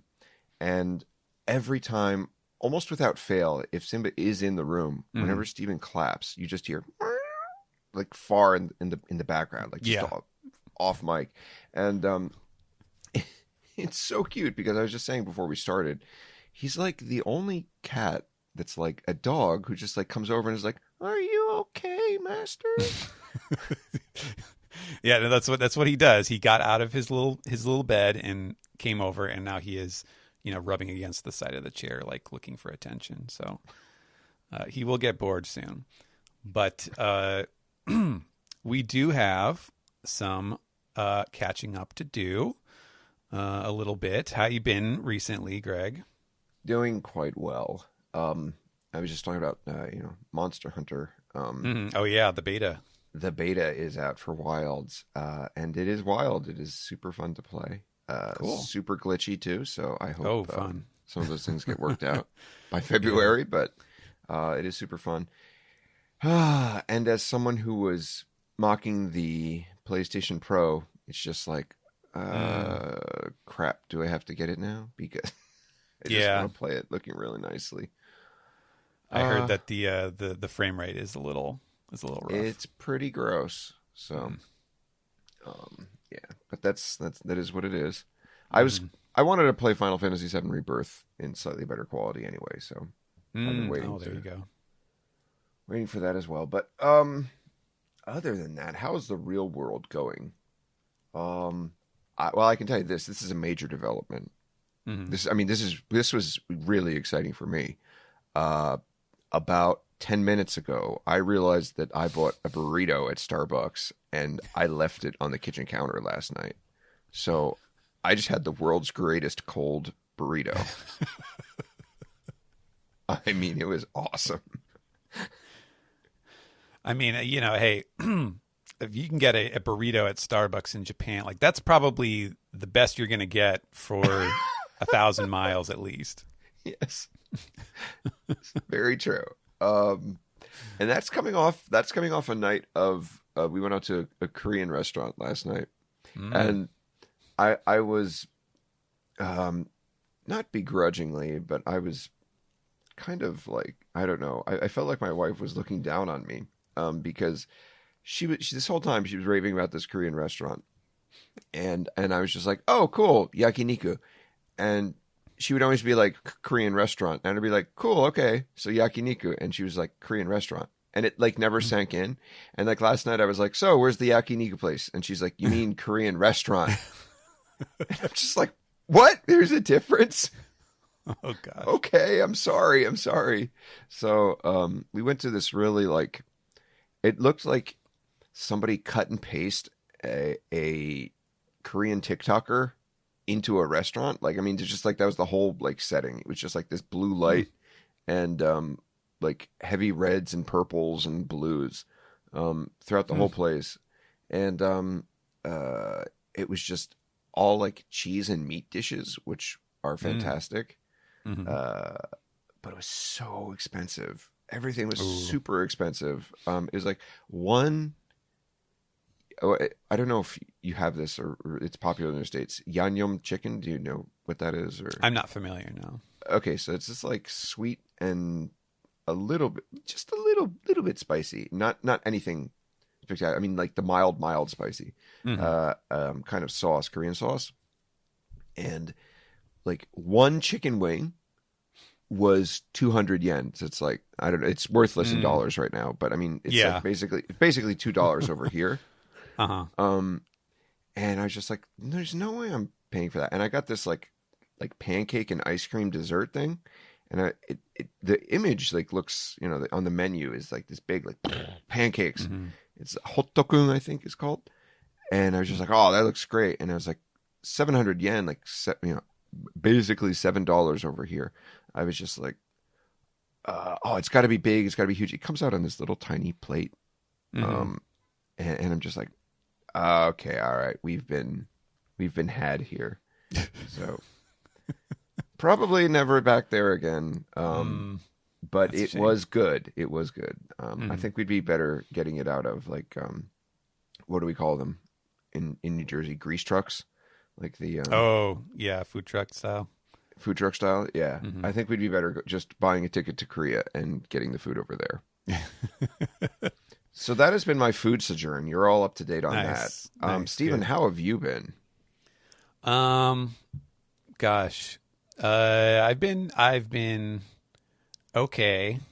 A lot of late nights, a lot of hard work. Got kind of worked myself into a schedule crunch, but I am excited to get back into One Piece since I'm almost at the end. I was just thinking to myself, you know what? Like with our timing, this might actually work out where I have not seen the next chapter yet, but I might within like a couple hours of as we are recording. So I'm really, after being on a little bit of a hibernation, I'm finally getting ready for more One Piece, which is always exciting, and not too much to go over personally, but we're here to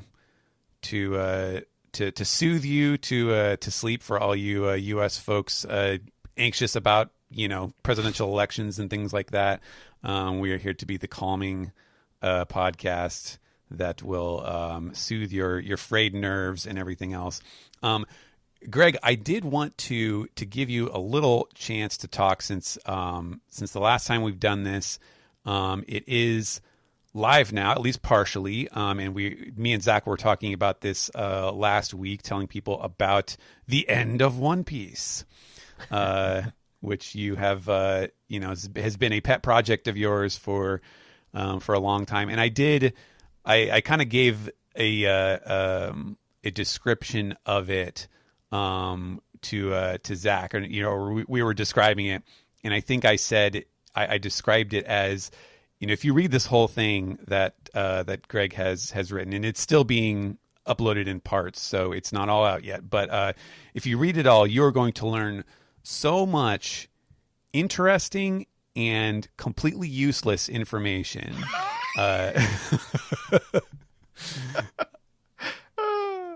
Yeah, that's pretty much that describes my life, really.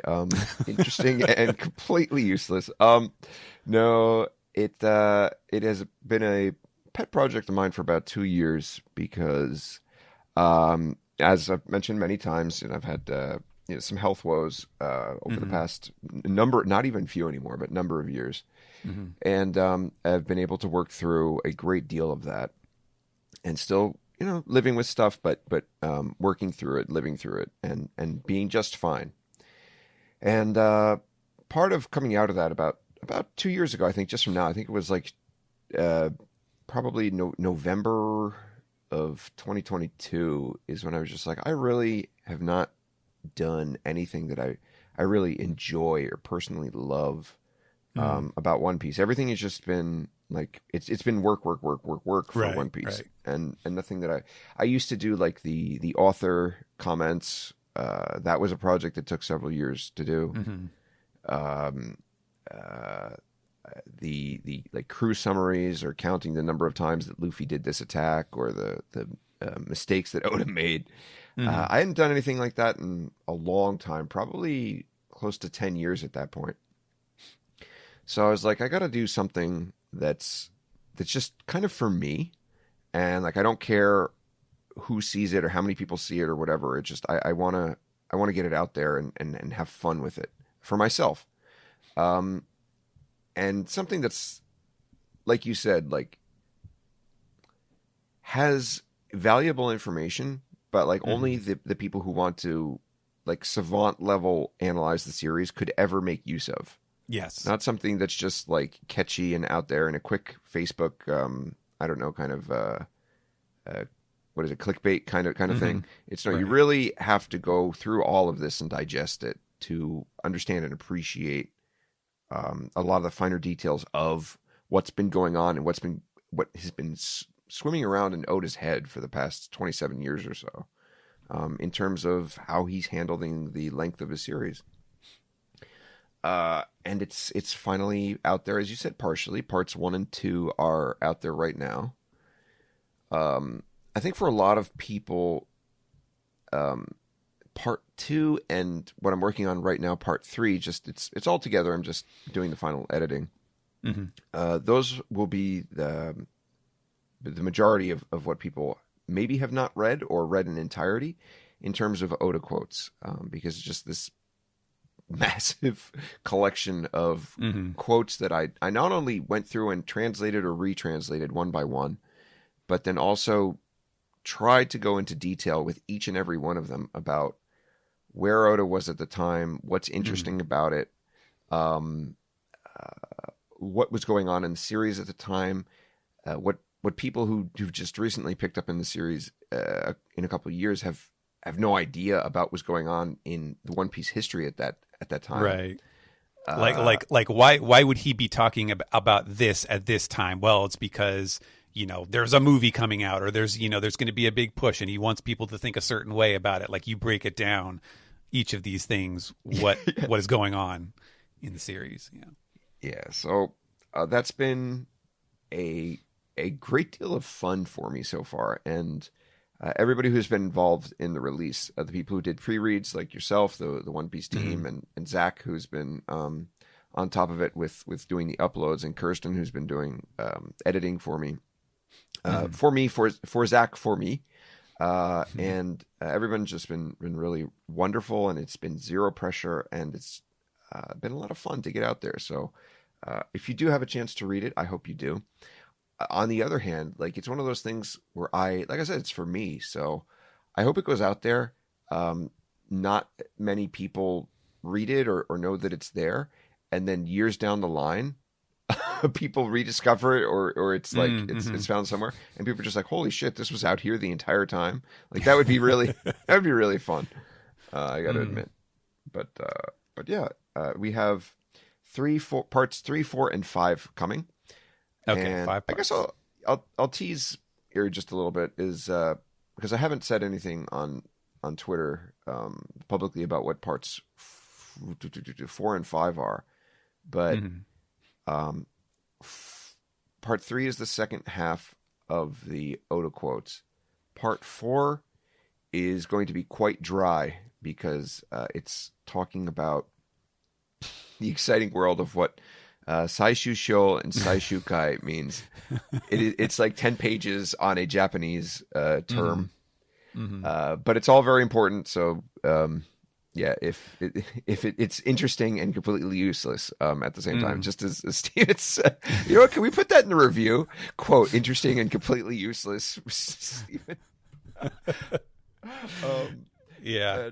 Well, sometimes I mean, look. Sometimes if people really want to get that in the weeds about what this means and trying to predict how long it's going to be and stuff, like you have to get really in there to understand like what this word is and where it's coming from and the way it's used and stuff like that. So there you go.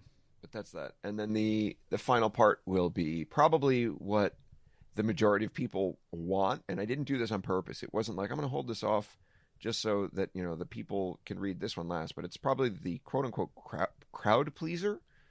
Because that's where I'll break down what I think, or how long I think everything will last up until the end of the series. And I go down pretty detailed, I think. And so far things look pretty good. I haven't read it in a long time since I read the teaser on our last SGS, maybe the last SGS before that. I'm not sure, but I read an excerpt from it. Oh, it was the last SGS because that's right. Yes. Yeah. We were talking about the start of LBAF. Yeah. But the fish out of water seemed to be pretty much right on the nose. So we'll see where that goes from here. But yes, thank you for letting me kind of do a spiel on that. Yeah, well, and congratulations for, you know, not just finishing it, but, you know, having a way to get it out there, since, you know, that's obviously, as you said, it is for yourself, but, you know, part of the fun of doing this stuff is the idea that other people might see it and find it interesting too. So it's good that it's getting out into the world. Thank you. But let's see. Speaking of the start of LBAF, we do have a couple chapters, and I think we said, well, you determined that there were three that it was 11, 28, 29, and 30 that we have not covered. Yes. Okay. I didn't write down any summaries to repeat. So if there's stuff you want to talk about, we can just kind of skim through them in case there were burning thoughts on your mind. It really is just kind of it's just a quick little introduction that, you know, we soon find out is like, okay, and this is not even the real LBAF, so to speak. So, I'm not sure how much any of the Magic Kingdom, the kingdom of hallucinations, or the kingdom of mystery, or the adventure of what is it? What did I call it? The land of mystery, adventure in the land of mystery. How much of that is actually going to carry over to the rest of the LBAF storyline? But it was a fun little diversion. It was fun. It's a cute way. I mean, it seems very much like a way for Oda to be like, how can I get him in the intro? Like, how can I? It felt almost like a Lost moment. With the sound effect Dawn, right? Very much in tune with that whole scheme there. But let's see. I don't know how I feel about this fellow being a collector. Like it just feels a little bit strange. That he's basically an otaku. Yeah, and in that sense, you know, feeling a little bit forced for a silly point. But at the end of the day, it has to be like, did I enjoy this as a silly way to tell the start of the story and just be kind of classic One Piece, having fun with the story? Yes, I totally enjoy that. I think it was it's a lot of dedication to talk about being dedicated to the bit. He had to set up all of the settings for that. All the characters that he was using. It's a lot. it's a lot of activity. All right, guys, we're going to design a whole Lego castle and city here for these 3 chapters. Yeah. Start working on your backgrounds. I would be impressed if he comes back around to it having like some sort of point or some sort of larger story tie-in of sorts. I don't know how he could do it. Like, I don't know, like, does this guy have dioramas, that are somewhere else, or, will we get fooled again somehow? But I guess one thing's been proven: it's not a dream. So the axe and the sword and all those things were just plain mistakes, classic Oda mistakes, as we suggested. Yep, so. You were right. Yeah, the one thing I'm not positive about, and I think he might just pass this off as the absinthe, is the cat turning into a lion and then turning back into a cat, since we have not really seen any signs of like magic powers or something else that would describe why something like that would happen on Elbaf. I think that is the one thing that I'm still not sure about, which leads me to guess, okay, maybe that will be explained as like, they're still hallucinating from their drinks that they had. But the sword and the axe stuff, I think that is, we can pretty safely say that was just a mistake. May I ask you a question then about sure. One of these chapters, because I'm scrolling through them trying to find it right now, and I can't really find what I'm looking for. But these are not chapters I've committed to memory. I am pretty much reading them once, because I don't have to write articles right now, because I'm working on. Oh, I forgot to mention. Okay, well, I do have something coming out soon that I should actually have hyped, but it doesn't matter. Yeah, and it's an official project as well. But anyway, maybe I can shoot something at the end. Yeah. Stay tuned to the end to find out. And I've been writing articles for these or columns, as people may have noticed, because I stopped at the 199th column for the One Piece website. So I haven't really been going over anything with a fine-tooth comb, and it's really fun getting to discuss these with you, because it's like reading the chapter again for the first time, and I really don't normally experience the series like that. So I'm here looking for, wasn't there a mouse at some point? Yeah, there were. There was a hedgehog, and then there were also, I think, multiple mice that were on. They were on the ground too. When they rescued Chopper, I think they were looking over the table, and there were mice on the ground. Okay, and that was not the cat. Like, the cat didn't turn into those creatures as well, right? No. Okay, because I saw some people being like, "Oh, I'm pretty sure it's Loki because it's turning into multiple creatures," and I was like, I never got the vibe that the cat was turning into multiple creatures. Like, yeah. So that's a good point. Like, is it absinthe? Okay. But like, what about, I mean, this is why sometimes people's opinions get me worried about myself and like if I'm thinking correctly, but like, like if immediately when I read it, I was like, oh, okay, it has a devil fruit. And it has like the lion fruit, so it can turn into a lion. Was there anything that disproved that? Was like, did it show like a literal henshin, like a poof or something that was different? I'm asking you because I literally have no idea. I went through the chapter and I was like, huh, cool. The transformation was in the previous, let's see, 127. So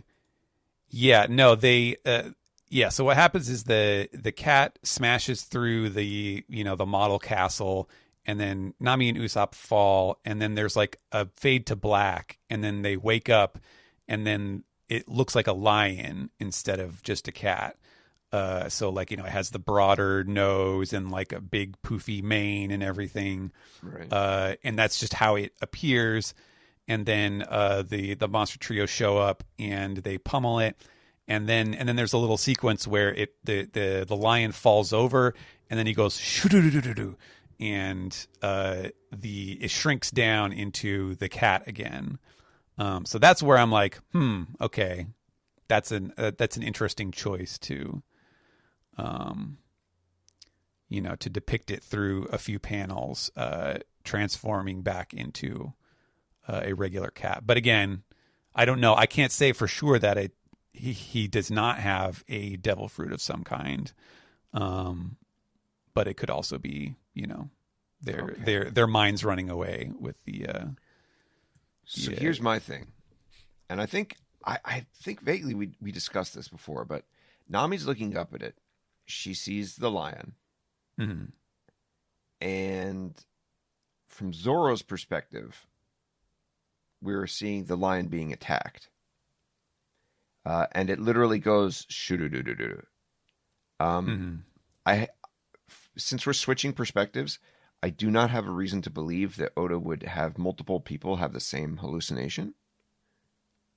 Like Nami and Zoro, I think would be seeing it differently and it would be portrayed differently. Like it would be, if it was only Nami seeing it as the lion, then in that attack, we probably would have seen the attack from her perspective. Yeah, that's true. Yeah, because Zoro does say on the next page, "What it turned, neko ni natta zo." Oh, he even says that. So, okay. Yeah, I would not see that they would see a different object there, or a different being, a different hallucination, as it were. So yeah, I believe that's a devil fruit, and we've been waiting for a real lion devil fruit. It's kind of weird to me that he would use it, unless it's hilarious. No, it can't be, because a giant lion would be fucking huge.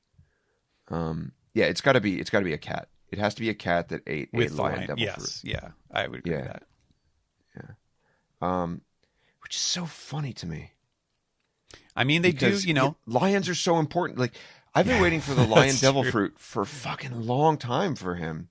And to use it on a cat in Elbaf, that is such an Oda troll. It's not even funny. Yeah. Jesus. Yeah, well, I mean, they escape on the cat, and he runs off. So it's certainly possible that, there's a role for it later, that it's not just for, this kind of throwaway gag. We might see more of that. Oh, definitely not. Cat this thing will be back. Look at it. The parallel in it is actually a little bit sad here.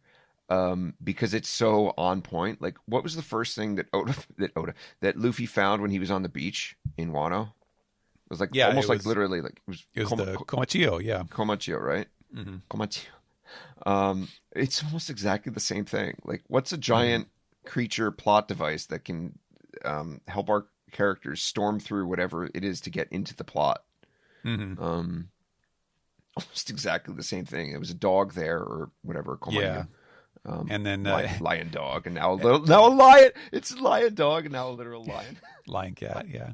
And it's funny because he inadvertently, I think, set off a minor controversy where he needed to explain that Luffy had eaten the giant rabbit, but he didn't want him to eat this cat because the cat has a more important role to play, at the very least, just because it's going to help break them out of the model here. But that Luffy makes a point of saying, no, I'm okay, I don't need to eat this one, and you had a lot of folks who were like, that doesn't make any sense, Luffy would never pass up a meal, or something like that. And it's like, Oda's just kind of stretching the characterization a tiny bit to establish that one of these things is not like the other, in his mind. Billboard that I see going around, the meme, it's like,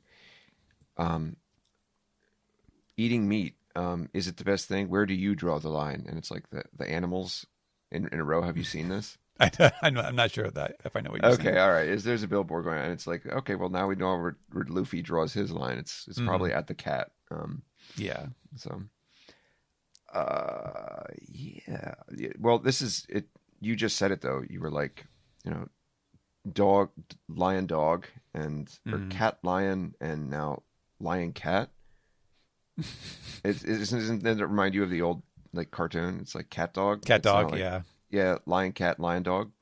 Mm-hmm. Is that going to be our new animated hit in the? I like it. Yeah. So that's something to look forward to in the future. See when that Iscat comes back around. It's this big. It's a big character to get a lot of other characters somewhere safe. Just like also that too. What was the name of it? Scissors. Hasami. The crab. Yeah, Hasami. Yeah. Mm-hmm. From Alabasta. Or God, Yagura and the Yagura bulls. Sodom and Gomorrah. Yeah, Sodom and Gomorrah. Yeah. It's that role. What a naming choice that was. It was a really good choice though, right? Because like everything about the Frankie family was just like this weird kind of depravity. Yeah, that's true. That's true. So it's a I never really thought good of it choice. that way, but yeah. With all the like, oh God, what was it? Zambia with his almost like Rocky Horror Picture Show, like like pre-Thriller Bark, kind of like fishnets and just the fishnets, the weird armor. It was such a good combination. Anyway, we're in Elbaf now, and what's going on? We have the escape from the model, and ending with I guess 1129 ends with Luffy actually getting what we assumed was out into the world, the actual world. Yes. What's going on with Yamato's story?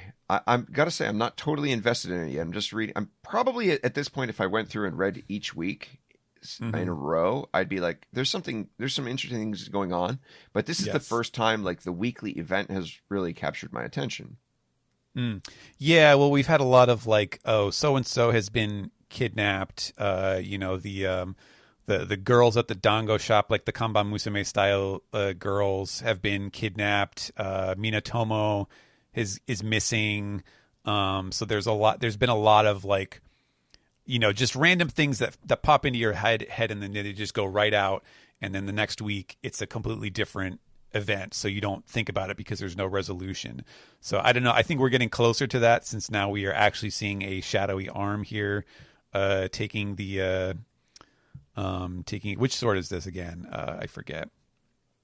I do not know. Yeah, sorry, I do not know at a first glance. I feel bad. I have to do another read. I have to do It's not another read through Wano. I need to read through Wano again. Yeah, I'm just starting in my 3 chapter a day thing. I'm literally. I just got through I'm just getting to Luffy versus Urashima, the sumo. Speaking of quick little intro stories where Oda just kind of has fun for a few chapters before you get to the actual plot. So yeah, I'm going to be reminded of many plot details, I'm sure, going back through that. Also, this is hilarious to me. I was like, I wonder how many installments of this there actually have been. Are we at like 7 or something now? 17. There have been 17 of these freaking things already. Yep. Hachi's Sea Adventure. This is not. It wasn't gripping me until now. Okay. Yeah. Well, I hope it is going somewhere interesting for sure, because there's definitely something afoot in the cover series here. Okay.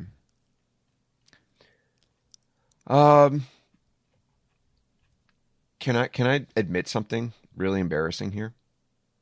What else is the podcast for? This is the first time in my maybe history as a One Piece reader that I actually was reading through the chapter and was just like, you know what? I don't care. I want to. As soon as we went back to the crew on the ship with the giants, I was just like, I don't care, and immediately jumped to the end of the chapter. Wow. And it was just like, oh, nice. All right, okay. Yeah, here's the good stuff. Yeah. Yeah.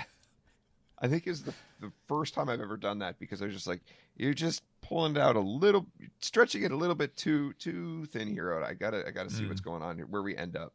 And glad I did, because it was worth it. It was a nice reveal here.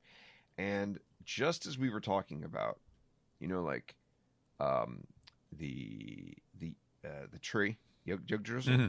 Yes, Yggdrasil. Yeah, Yggdrasil. Being not as impressive, and like I was really expecting like something more like this. Although I wasn't to the point where I didn't hit it to the point where it was like I did get the Lego blocks, but I didn't get that everything was a diorama. In the model city, yeah. But it does make sense now. Yes, why it was not as impressive is because that wasn't it. Exactly. Yeah. Yeah, this is what I was looking for. Absolutely. This is some gorgeous work here. Some great use of perspective, and I mean, Luffy on the rope bridge there is just an awesome panel. I love that look there, and I know it's not the most impressive like panel in maybe to most people, but just I love this sweeping view with the wolves in the background and everything. I do feel that a younger Oda would have pulled it off a little bit better. The wolves are looking kind of rough there, but but just the perspective is a cool perspective, and I like that scene. Like I think that'll look really nice in the anime.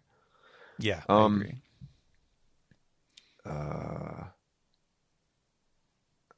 But what was my point that I was getting to? Oh, in contrast to the cover of volume 110.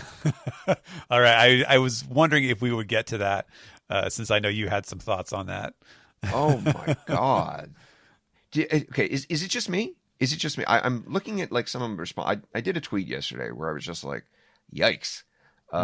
Because you have Dory and Brodsky switch positions, I think left and right are switched, but they're in very similar positions to where they were on the cover of volume 15, I think. Yeah.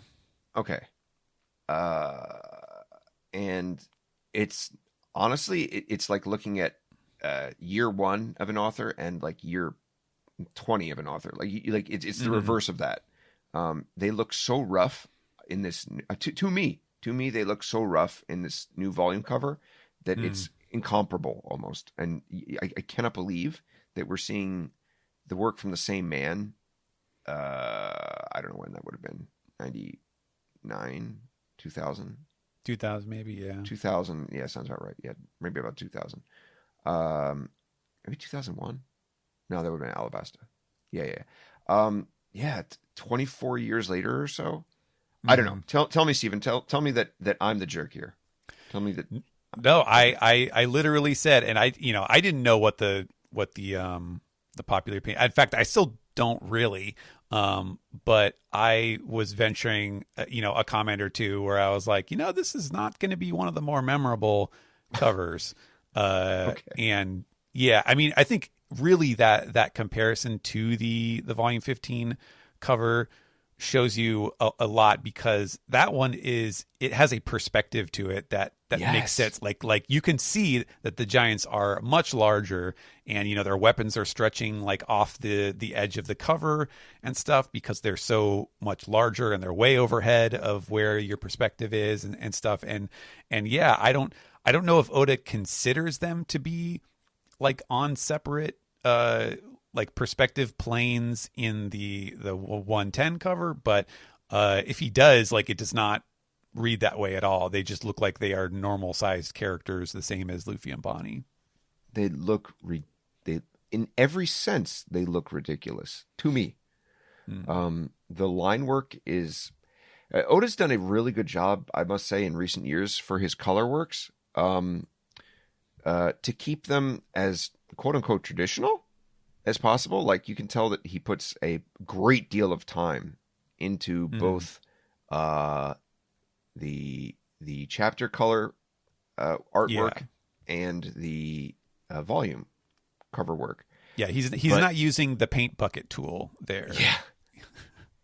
But this time it really looks rough. It looks like a sketch on the page of the manga. And the super heavy lines that show no change. The color, it's a pineapple slice. Brogy is wearing a pineapple slice on his chin. It's the coloring is just off, and as you said, the perspective. Now, I tried to look at it, and I tried to go through like, what are you thinking here, Oda? And I think the idea is that, whether it's Luffy and Usopp, where he's trying to on the cover of 15, where he's trying to suggest to us that they're close or not, or it doesn't matter. I don't really care. The idea is that you get that they're giant compared to Usopp. Mm-hmm. And here, like you said, they just look like characters. But if you try to think about it from Oda's perspective and like, are they on the same plane? Then it does make sense if Luffy and Bonnie are very far in the foreground. Right. Like it does make perfect sense. Like, yeah, okay, I guess they would look like that. But here's the problem. It's not interesting. My eye isn't caught by it. And I certainly don't get the sense that these characters are giant if I don't know the series. Mm-hmm. And that's really poor. That does not seem like the Oda I know. Kind of thinking, not thinking about that. Because he should be like, what the hell is going on here? And it's so busy with Jay Garcia in the background as well. There's so much going on that it's kind of a jumbled mess. Not the least of which, who's I'm going to forget his name now. Who's the guy that the elder that everybody thought was Sanji's dad? Oh yeah, that one is Jupiter. The Jupiter. Jupiter. Yeah. Did you realize that Oda got his color scheme wrong? Right, that he had drawn him blonde before. Yes. Now they're all black and white, which is odd. Odd to change his mind like that. I don't know. I don't know. I wanted to be the jerk. I wanted to be the old man making the complaint here, but it comforts me that I'm with you there. At the very least, I'm with you. Yeah. Thank you. I know I'm being hard on Oda, but like, if I'm not, then who will be? Yeah. But I really do love his work in the chapter. I think it's some great depictions of our beloved characters here. And you know what? Mm-hmm. It's super funny and doubly funny. I'm just realizing it right now. What's that? I still haven't read the chapter, the parts in between where I skipped. I still don't know. I still don't know what happened on board the ship, the giant ship. Oh, jeez. So I got to go back and read that. But yeah.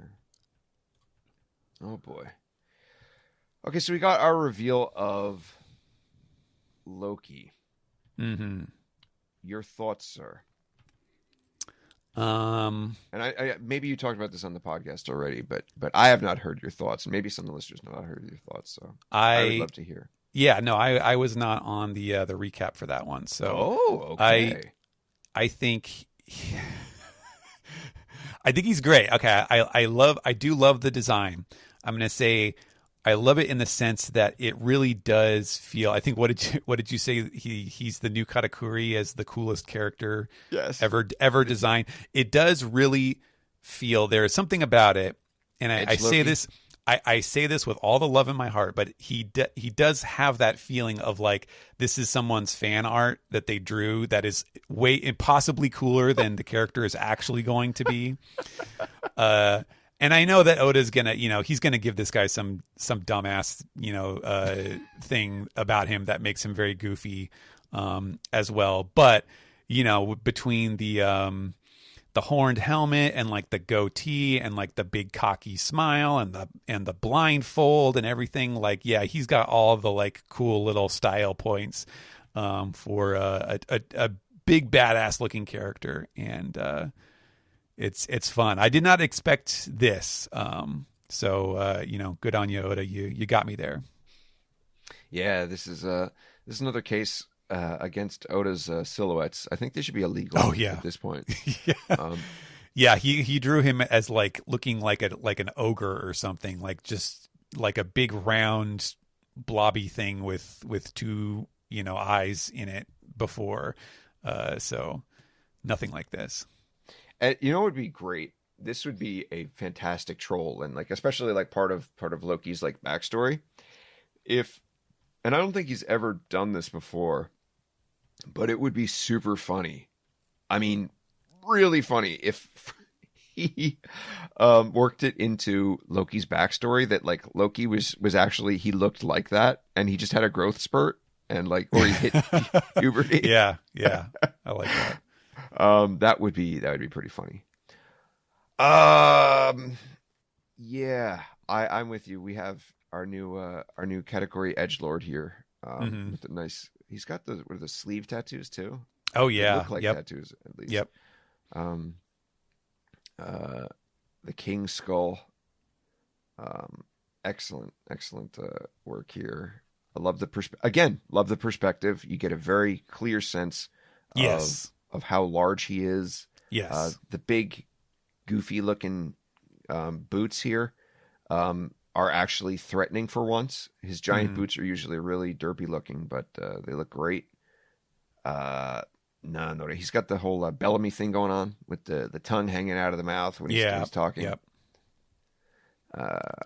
Which is a great, like, I don't know, like chimpira. I don't know how to say it. Yeah, he definitely has that sort of hoodlum style to him. Yeah. Love it.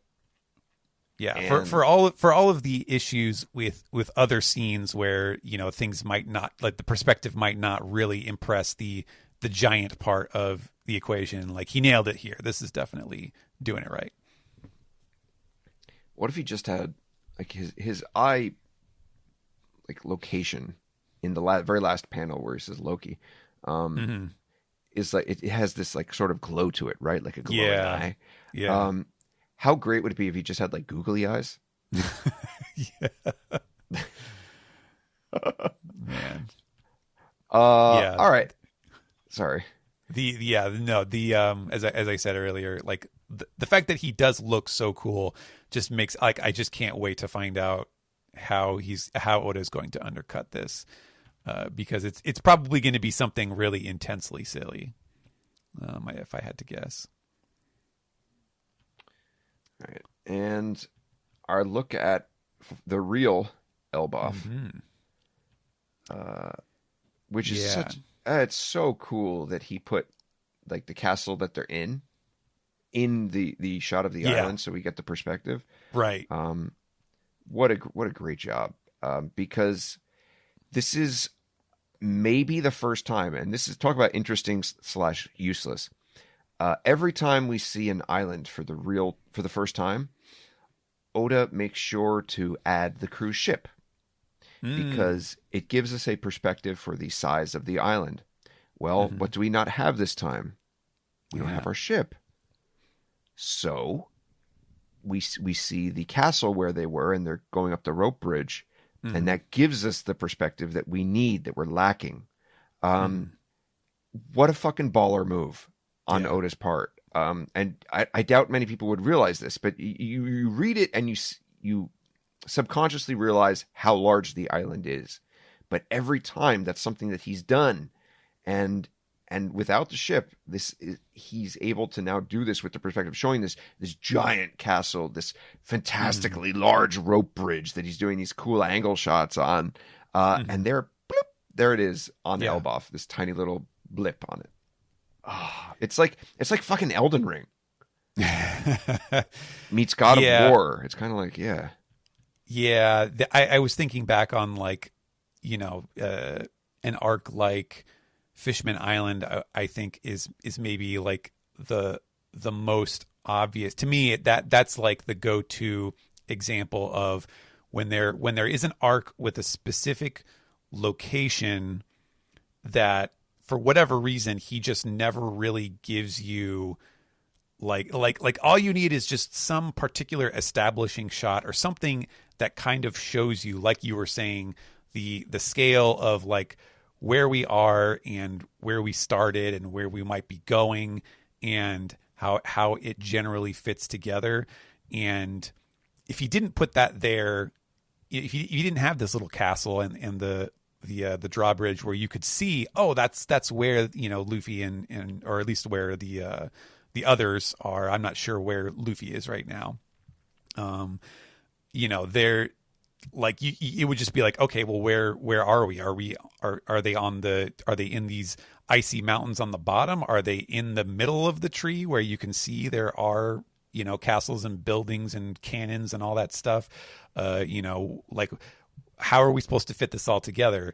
And there have been cases where I feel like he did drop that ball. So having it here, as you said, really, it really helps to sell this as a place, not only like to sell the grandeur, but also to give us a yardstick to measure it by and to understand, you know, where the characters are and how they got there, maybe.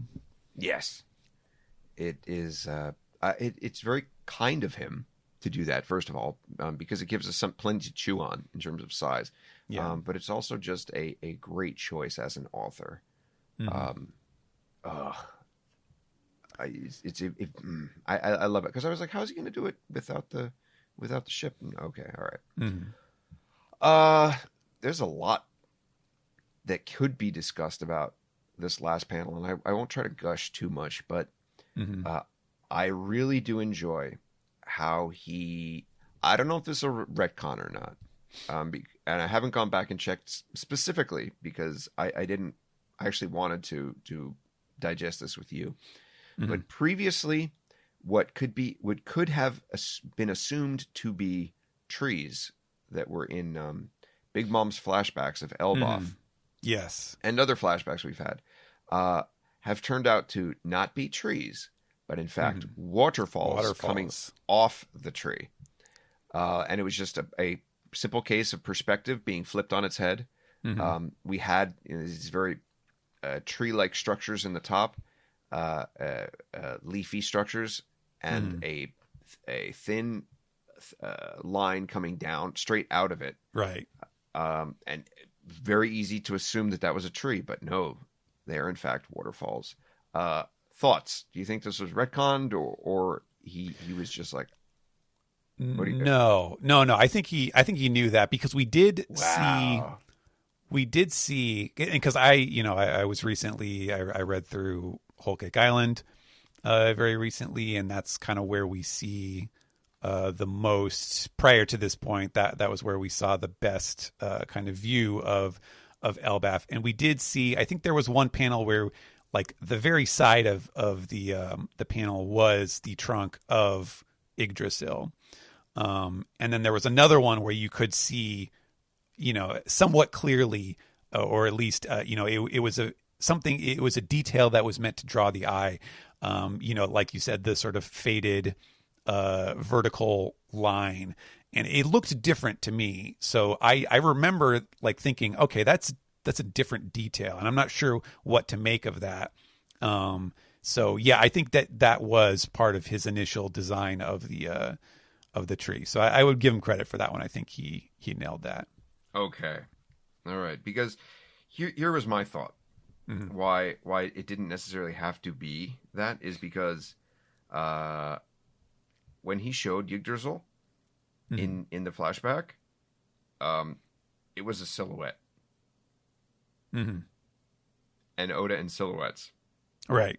Sure. Number one. Number mm-hmm. two, I had an assumption that there were going to be a number of trees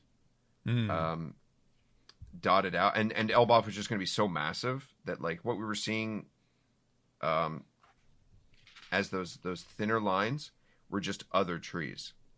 Mm-hmm. Not to mention when he does some of the hash work on them, it's not vertical. It's left to right. Right. And that's what gave me the impression of like a trunk. Yeah, it looks like texture. Yes. So in that sense, that's what gave me reason for pause. But either way, this is the first time now I'm literally flipping through it and looking at some of them right now. I wouldn't say 100% because he didn't go vertical on the texture work. If he did, I'd give him full credit. But otherwise, I gotta say, good job, and I buy it. I do like it. I think it was a very good idea, and it looks awesome. Yes. How cool is that to have cascading waterfalls coming off this tree? Because it's probably what would happen. It's so massive that water would accumulate, and it would drip off like that. My God, is that a rainbow in there even? Yes. Yeah. Right in the back. Mm-hmm. That's so cool. What's your favorite detail? I mean, now that we've discussed the waterfalls. My favorite detail. I didn't necessarily think of there being a specific detail. I'm like, a part of me wants to say, well, I mean, the giant sword, obviously. But I'm also wary of being caught in the same trap that happened with Onigashima, where, you know, we just couldn't stop talking about the fucking sword, and there was no resolution to that detail at all. May I stop you, sir? May I stop you? What do you have to say? I would say you're spot on. I would say that this it's my favorite detail as well, the sword. Okay. And I don't think that there won't be a. Don't do what Donnie doesn't do. I believe that there will be resolution to the sword in Onigashima and the Oni skull that was Onigashima. Yeah. Specifically because there is another one here, because that was a Japanese style sword, right? He made a clear choice to depict that there, and here he's using a clear, at least European influenced sword. Yes. I mean, if not the typical like giant Viking sword, then a certainly a more realistic European sword, which is odd for Oda, right? To depict a kind of realistic sword that someone should be able to pick up instead of this massive fucking like Cloud Strife Buster sword. Because there is one planted in the ground, so to speak, here, I believe it will be a point, and we will learn, especially with creatures like Zoe walking around, why we have these giant weapons. I do think that will be something that comes back. So I don't think you're in the wrong for that. I would love to find out. That would be really cool. I would be shocked if Oda didn't go to lengths to depict what occurred there and why those are there. And it's probably part of the ancient war. I'm sorry, just the Oni head style with the horns and everything is too close to what Oars is, and with that point that Law made about the ancient Kizokus trying to replicate the giants, like they've been trying to like recreate them for hundreds of years. Right. Like, I'm sorry. That's all. It's just it makes too much of a good storyline for Oda to just be throwing them in here. So I think the sword is a really good point to pick up on, and that we will get resolution on Onigashima as well. I would be very excited. So I would agree with you, but maybe I'm wrong. Maybe I'm wrong. I don't know. One other thing. Now I was looking. I thought we had a question about this, but I'm not sure if we did or not. But I did want to talk about Elbaf here, since I was not on the manga recap to talk about this. And so I was going to give my thoughts about this. If you have anything else to add, you can bounce off of that. But I did get the chance, I think before, it was literally, we were talking about this, like the chapter before this one dropped, where we were like, you know, why does Viz spell it Elbaph? And I, you know, shouldn't it be Elbaf because it's Fable spelled backwards? And I gave this long spiel about how, you know, that rationale, the Fable spelled backwards thing has always been, it's been very popular, but it has also always been circumstantial. Like we've never had any kind of like direct statement from Oda or anything other than just like, oh, that would be cool if that was what he was going for. And so I was like, yeah, I bet we could find out like pretty soon actually. And then boom, it was like right in the next chapter. So the timing was good there, but what I thought when I saw this is, and I don't know if you agree with this, in terms of like having seen lots of Japanese media and lots of sort of Western style fantasy stories and games and RPGs and things like that, which is that I think that the rule of if a word ends in a f sound and an f sound in English, that it is almost always spelled with either a gh or a ph. I think that's one of those rules that is probably not very well known or understood in Japanese. It's just one of those weird English things that we all kind of take for granted, but is probably not as obvious to people who don't grow up with this with our language, and so it strikes me as ELBAPH is a very, very unlikely spelling that Oda would have come up with on his own. I would have more expected it to be like ERUBAFU or something like that. Kind of like the way that he did some of the cities in Alabasta. Like there was Erumaru was ERUMALU or something. That's I almost imagined something like that. But I didn't know what to think. I was going to be completely agnostic on it. So what this tells me, and I know that we have had a lot more, over the past five years ish. I would say that there has been a lot closer coordination behind the scenes between Viz and Shueisha and Toei. Like they're much more than in previous years. There's been a concerted effort to try to keep everybody together on their style guides and stuff, just so that okay, like if our partners want to make merchandise or whatever, if we're going to tell Netflix what these names are going to be, or whatever the case may happen to be, it's a smart thing to be more coordinated about this stuff. So what that tells me is that they went to Viz, they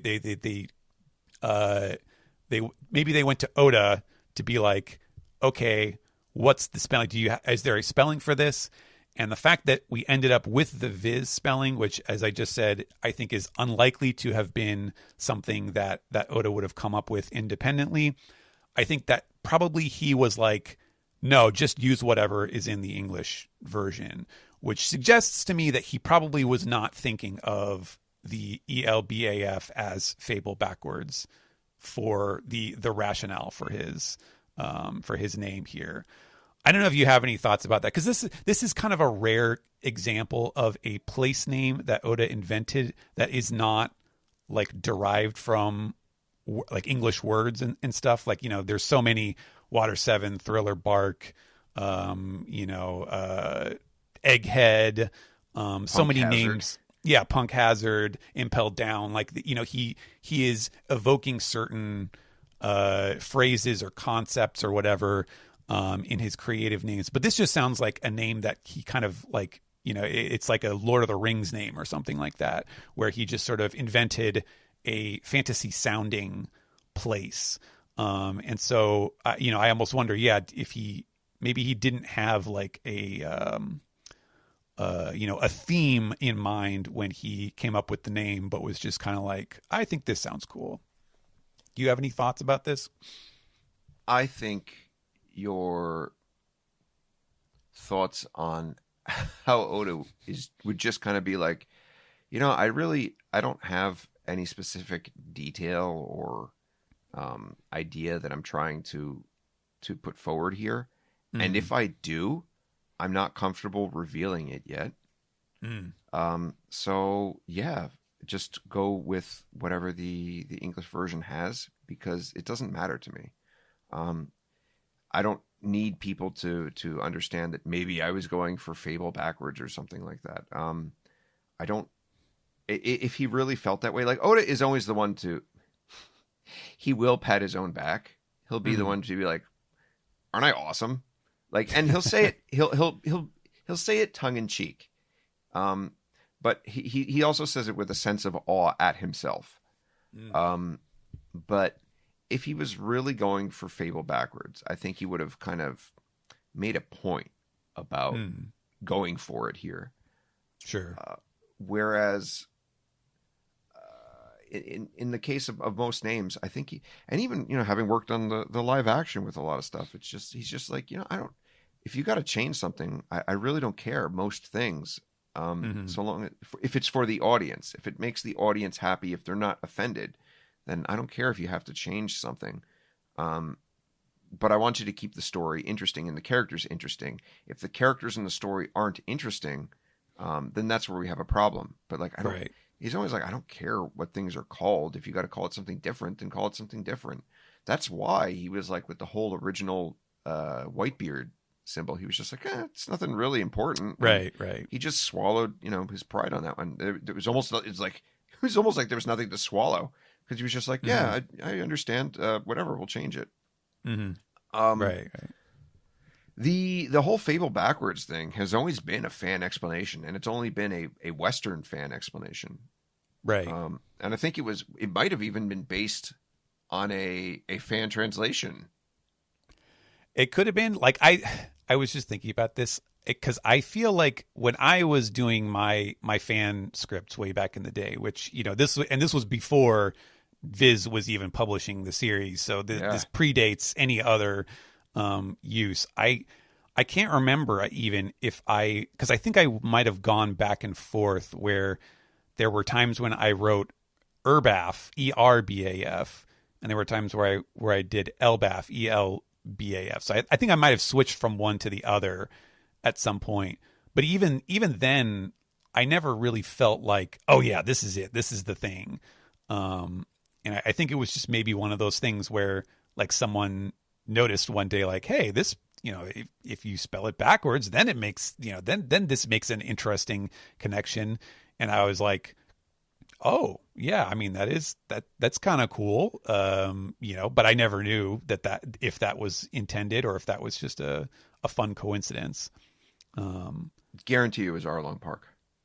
Oh yeah. No, for sure. It would have been on Arlong Park at the time, because that was where everybody talked about, theories and stuff like that. Yeah. Yes, sir. It certainly is interesting. And yeah, it has been the past couple of years where we've kind of seen those changes going on. And the kind of aligning of the, sometimes we get stuff like Stronger is, at least, I don't know. I don't know if something has changed or if it got, by the kind of editing eye of Alexi over there, but right. I think I told him about it. Yeah, and I was like, I want to change this, and he was like, okay, cool. Because I was just like, why can't we just call him Stronger? Yeah, strong heart became Stronger again. Yeah. Augur became Ogre. Ogre became Augur. Augur. Yeah. Yeah. I think the last time I can remember where there were like major discrepancies in where we had the Oda box or the Oda caption where it was like, holy shit, that was not what I was expecting, is Lovely and Marijoa, yeah. Because those were both around the same time, and that was pre-Wano, so it's possible that, I mean, I don't know, to be honest. Like, if they were revealed today, maybe they would also, defer to the Viz style, or maybe Oda would have been like, oh well, no, it's supposed to be, this, because I think you can see, for example, at least with Marijoa, you can see. Right, you can see Joa. Okay, Joa is supposed to be from bourgeois, and so that's what he was going for there. I really don't know about Lovely, but that, so maybe that would be a different discussion nowadays, since they are coordinating a lot more. But yeah, I don't know. I completely bowed out of listening to the discourse that occurred after that, but it must have been absolute chaos in the fandom. Yeah. Sure. Cats and dogs living together. Just end of the world. And I don't know, that to me is kind of funny to see, or to at least imagine the kind of scramble that must have occurred. after that release. This was the true Ragnarok, the true end of the world. Okay, well, I think we've pretty much covered all the topics for this one. Why don't we get into some fan questions? All right. That's what we're here for, right? Yeah. I mean, that's my job, right? Yes. All right, we'll give him a little cut there. Okay, I am at time.is. Okay. And I am here too. All right. Whoop. Wait. Did it freeze? Time.is. I was going to get a little bit more cheeky there, but no. Okay, here we go. Now the clock is working. Okay. All right. Wait, just so okay. So it's at 0, 1, 2, 3. That's good. That's right. 5, 6. Okay. Cool. All right. Let's do 15 and 20.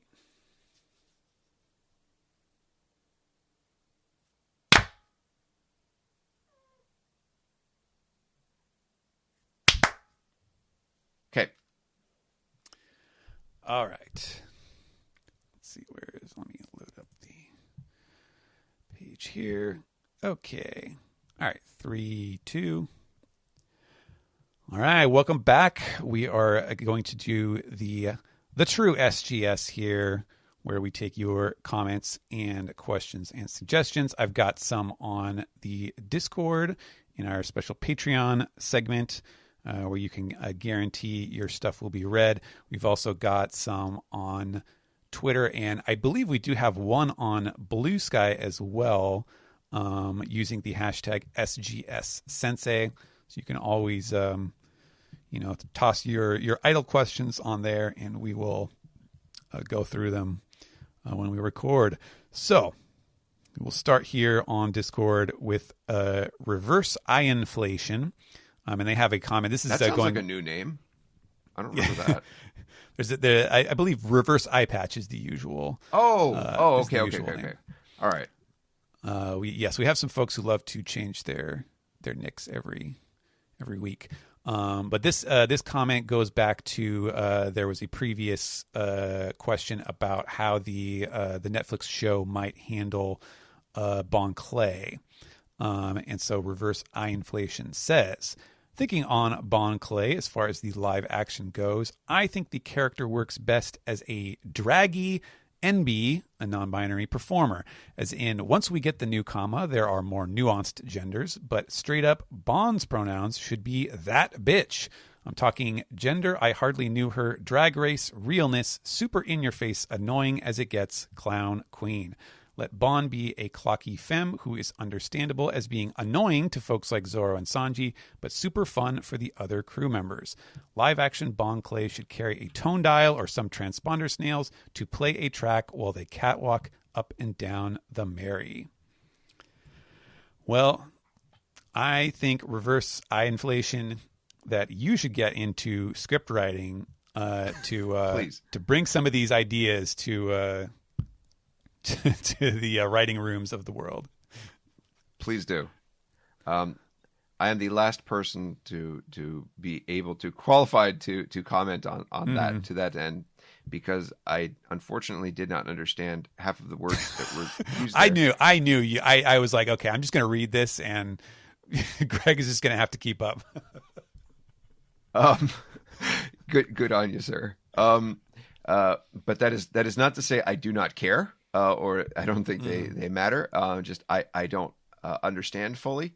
But I think it would be fun if, yes, they carry over some sort of sense that Bon Clay can be and is annoying, but that's part of Bon Clay's personality and just persona. It has nothing to do with what... Part of the charm, yeah. Yes, that is Bon Clay, and it's nothing to do with anything other than that. If they're able to depict that well and respectfully, then more power to them. But as Steven said, please get your butt in the writer's room. That would be just fantastic.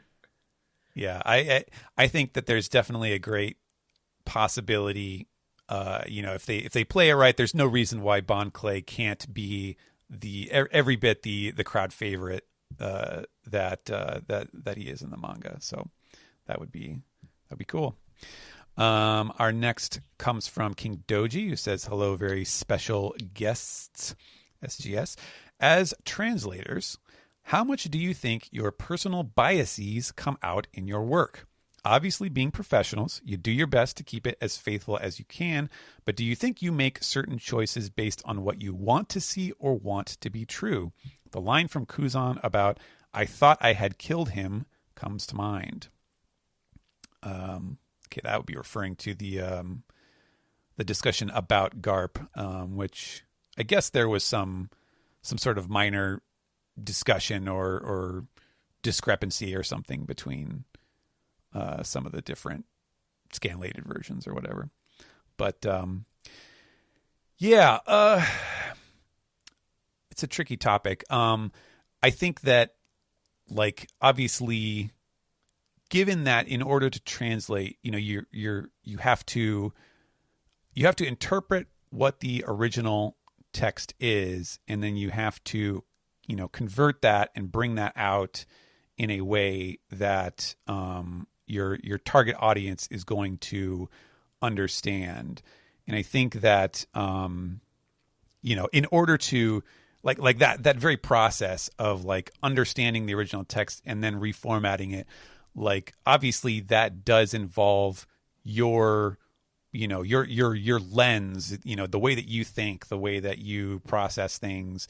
And so there is unavoidably some kind of bias happening, whether it's something that you can tell is happening or not, or is something that like someone else might look at and say that's incorrect, is another matter. But there's always going to be some level of personal bias involved in the process of translation. But I do agree that, as a professional, yes, you are trying to eliminate that as much as possible. Did you ever feel anything about that? I mean, I know you had some very tricky choices to make working on stuff like the the Toriyama Theater and stuff like that. Obviously, my portfolio is not even 8% of what Steven has gone through. So I do not feel super qualified to answer. But as someone who has been translating just in general a lot of work over time, I think there is conscious bias and subconscious bias. Yes, yeah. And conscious bias is something that I try to kill so hard and at every possible chance I get, because what you think or what you feel, this is why certain subsets of super fans, I thank God that like they're not translators, because just imagine if power scalers were translators for the series, right? Right. It would be devastating.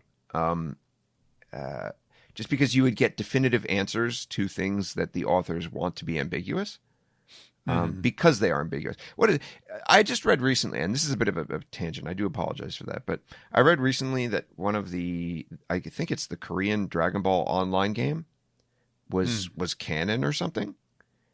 Or supposedly canon. I don't know. Maybe Mike Vegito EX can correct me on this someday.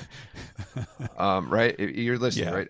But I think some source said that the games were canon, and that in the end, in the like super distant future, Goku and Vegeta do fight. They have like a final battle where they go into the universe, deep into the universe to fight, and there's just this gigantic flash, and the two of them are never seen again.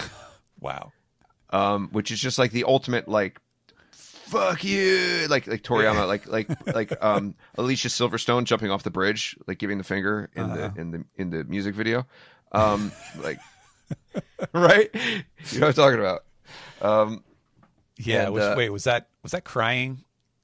Cry to forget you. Yes.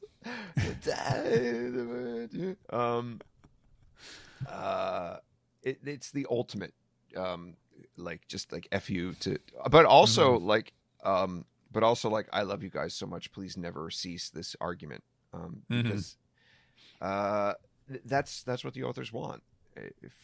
What was it? Did you see the God? I'm really going on a tangent. Did you see the trailer for the new Lost? I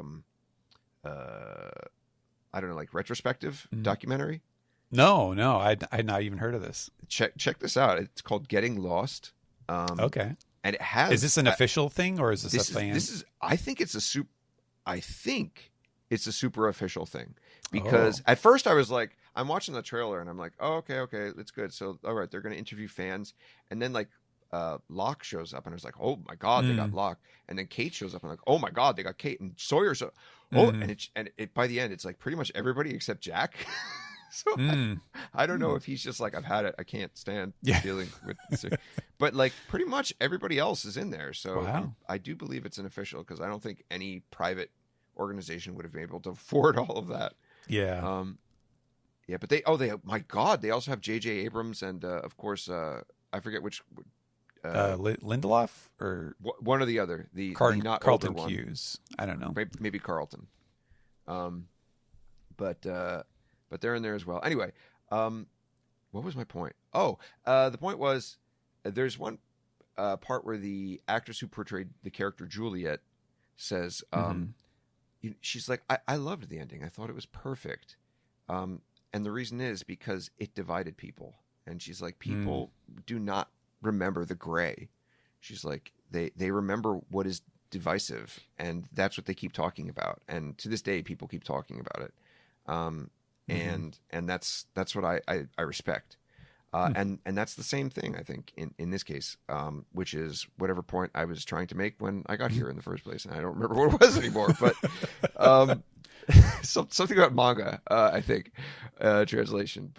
But yeah, I think that applies. If you go back and listen to what I was talking about 10 minutes ago, it makes sense there somehow, I think, maybe. Yes. No, I was just going to pick up from there. I was going to say, yes, the conscious and subconscious bias is a very good way to break it down. And I totally agree. Obviously, the conscious bias is something that you have control over. And that is definitely something that you have to, that you have to rein in, and realize where there is a place and where there is not a place for something like that. The subconscious bias is a little trickier, but it is what it is. No, the subconscious bias is what basically boils down to mistakes for me. And that is when I'm reading something and I'm thinking about the wrong subject or or object, and I don't maybe I think I understand what's going on, but I do not. And that can happen because it can happen even in the English language. And this is a stupid example, but it's the first thing that comes to mind. There's a line in a Korn song. Oh boy. There's a line in a Korn song, which is, was it Freak on a Leash? Was it, you and I were supposed to be a cheap fuck for me to, was it a cheap fuck for me to lay? And like, if I always thought about it as, you and I were like made to be or something like that, right? And I was just like, oh, he obviously loves this woman, but then he says, a cheap fuck for me to lay, and I was like, whoa, he's conflicted. Does he want to or not? I don't understand. And like, no, dumbass. And I just realized this like I think last year, and it's just like, you and me were supposed to be a cheap fuck for me to lay, and it's just like, oh, it's one sentence. Oh, yeah. Oh my god. No, you just wanted to use this poor person, but no, it was actually talking about the music industry and all that and whatever. It's completely different. It wasn't even about like love between people, but like, that was the point. It's just like since I was an angsty teen listening to that damn song, I thought that it was something completely different, just because of how I read the lyrics in my head, sure. And how the rhythm of the song went, and that happens when you're translating to me all the time. I think when you get a lot more better at it and a lot more masterful with Japanese, which I am not yet, I am pretty damn good, and I spend a lot of time trying to make sure I do the best job I can. But I think I did pretty well with both Dai and the Toriyama, because I just was able to spend so much time on it. It's not just something I did as a job. I really, really spent a lot of. I spoke to a lot of people too. I spoke with Julian from Daizen Shui DX.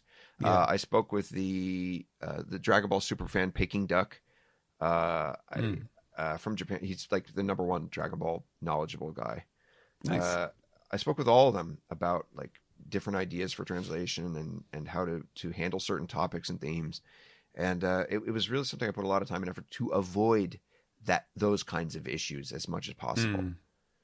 I will say that what you described specifically of the like, I'm gonna take this one piece at a time and try to interpret them all independently and not realizing that they actually go together into one state. That is something that will kill you all the time in Japanese when you're working on manga, especially if there's anything about it that you have to slow down and you're like, wait, okay, let me stop and think about this, because if you don't just like zoom right past it, oftentimes you just don't even realize that, oh, actually these two bubbles are one sentence and that they're meant to play off of each other and not be separate thoughts. That stuff can drive you crazy when you go back and look at it and you're like, why didn't I see this? Like, how did I not see this right? And it's like, well, it's because instead of reading it in 3 seconds, you spent 90 seconds looking up each word and trying to figure out what it meant. The challenges of being a translator. We'll move on to SNP, who says, meow, Simba, Greg, and Steven.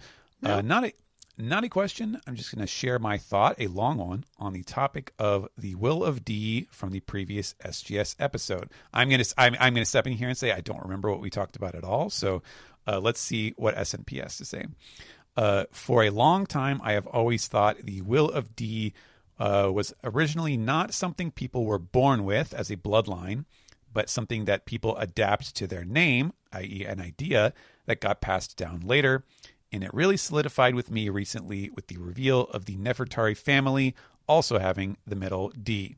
With the initial D related to the ancient kingdom, why would Nefertari, one of the D clan, be allied with the original 19 kingdoms?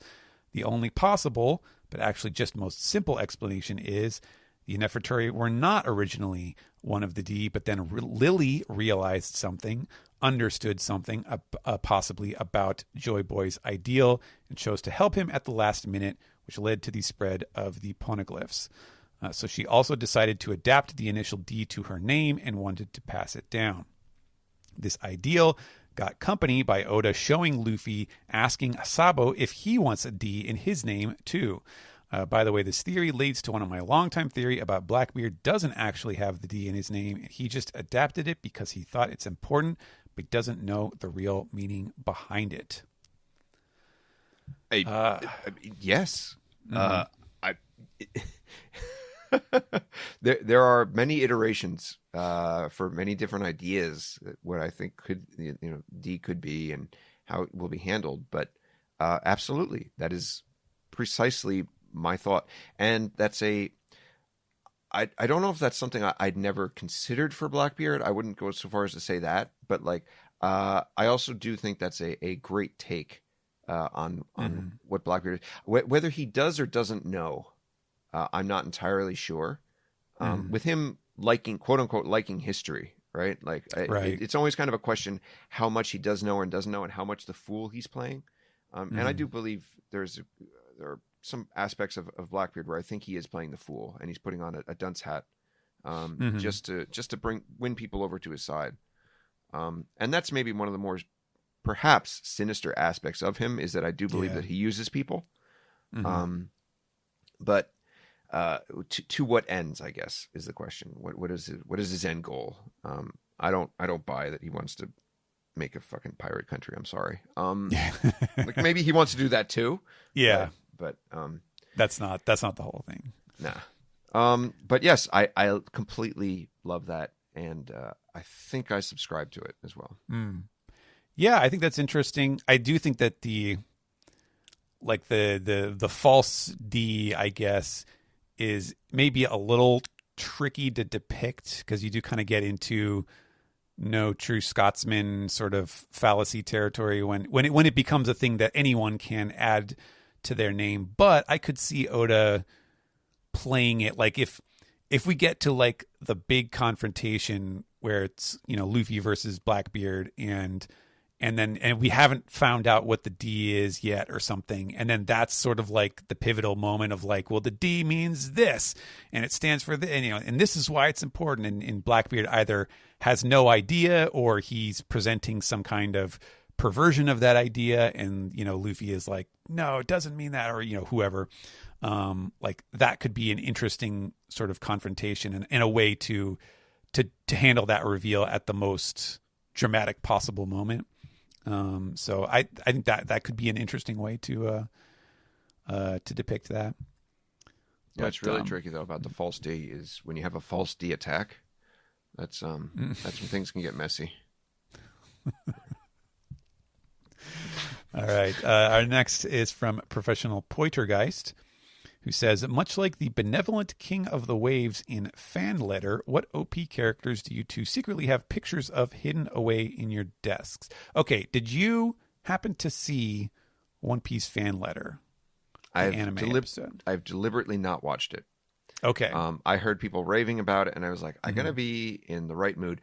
I mentioned this on Twitter. I don't know if people out there saw it, but I did, what's the word? Consult on Fan Letter. About a year or so ago. Interesting. Yeah, they came to me and like, we're doing this thing, and we're not exactly sure how it's going to be released.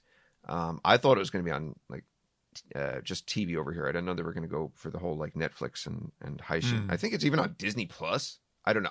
I think it's around. Yeah, it's around. One Piece really gets around. The D gets. Okay, I got to stop. Sorry, every time I'm 12. I did not see it. I heard people raving about it, and I said, what did they come to me? They were like, do you think like fans would like this aspect or that aspect? And I read through the scripts at the time, and I was like, oh, that's cool. This is cool. No, this is pleasing. I would like to see more of this, and it would be cool to see more of this. And that I have not read through what I sent them at the time. I want to go back, read through it, and then watch it and see if there's any of that in there or not. But I need to be in the right mood for it. But what I gathered from all the reactions, and it's been a lot of positive reaction, is that it takes the stories of the side characters, basically the fans on the sidelines, the characters that we don't get to see most of the time, and it deals exclusively with their stories. Is that somewhat accurate? Yeah, it is based roughly. Some scenes are definitely taken directly from, but it is largely based on the what do they call it, like the Mugiwara stories or something like that, which was the first serialized novel stuff that they did in the One Piece magazine, the very first one, before the Ace novel and the Law novel and all of that stuff. And so a lot of those sort of filler characters, the fan characters, are based off of people that appeared in those little short stories. Okay. So these all have a basis, or most of them have a basis. All right. I saw some because I have not read any of the novels. And I'm sorry. Stuff, yeah. Yeah. I've purchased them, but I have not read them. But what is it? One of them is it's literally a Twitter discussion talking about power levels. Right. There is a scene where you have a bunch of guys in a pub or a bar, and they're arguing about who the strongest swordsman is, based on what they were doing in Marineford. And you had some guy who was saying well, Whitebeard, I mean, he is sort of no, it's a halberd, it's a polearm, it's not a sword, it doesn't count, he's not a real swordsman, and all of these things that literally are just exactly the things that people do say in Twitter arguments, which was pretty amazing to have reflected like that.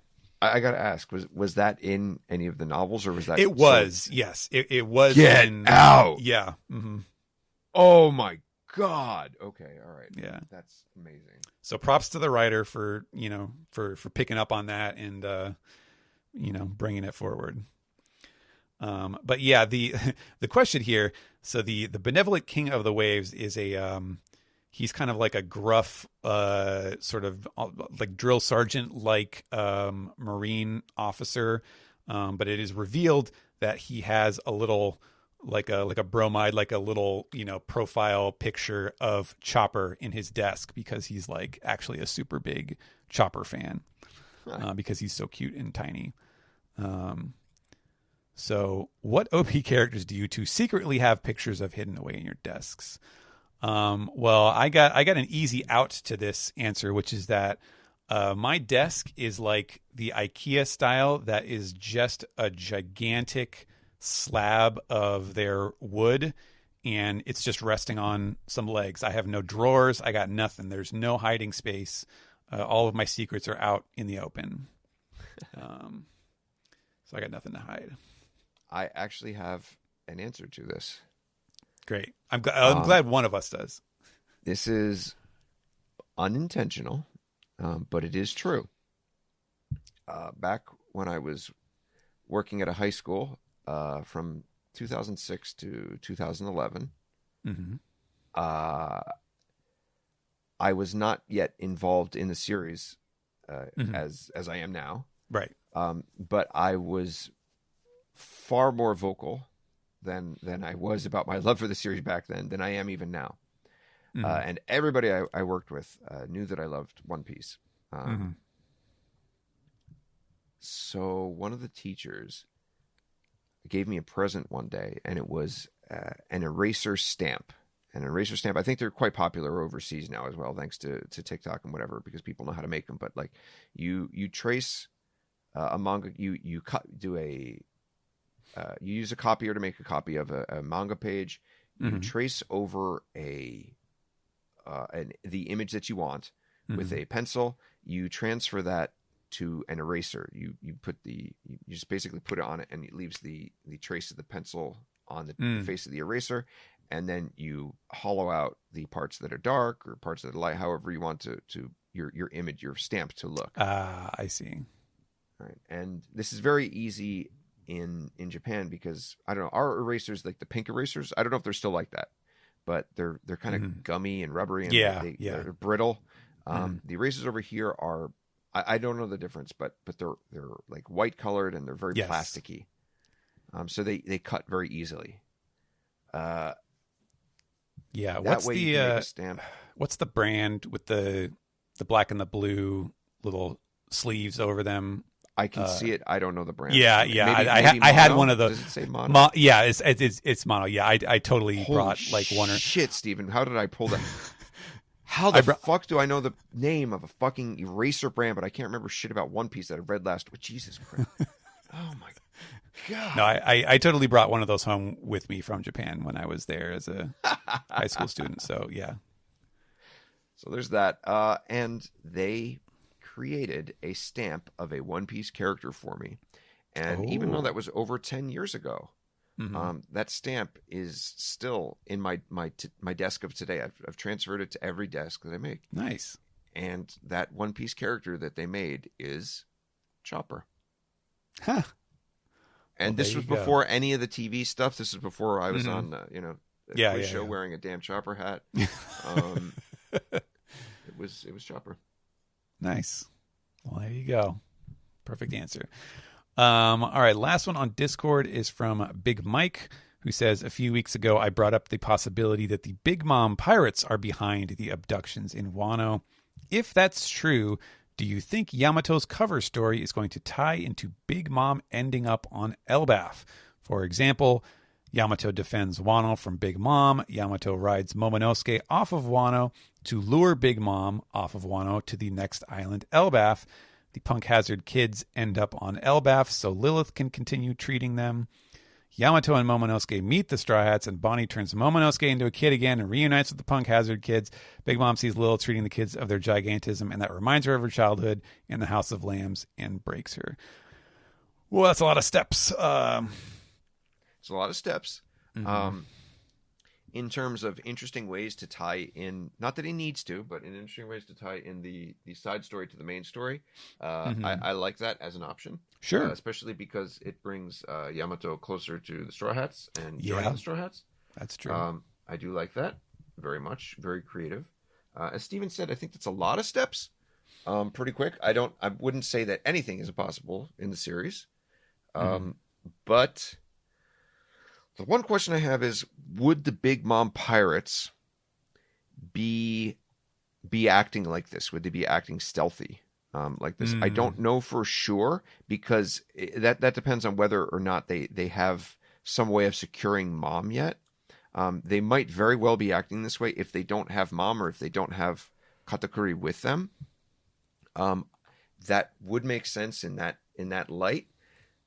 At the same time, I think they'd also be, I don't know, a little bit more, how can I say, more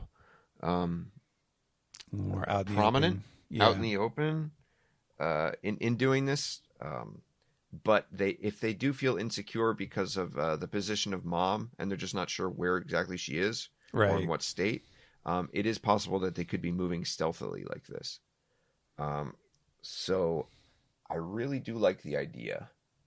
It would tie things together smoothly, and that is well within Oda's MO. So cool idea. I do like it. I hope that something similar to it occurs. Yeah, especially because I feel like now that at least the burning question of like, what does Loki look like, and we're getting him nice and early in this arc.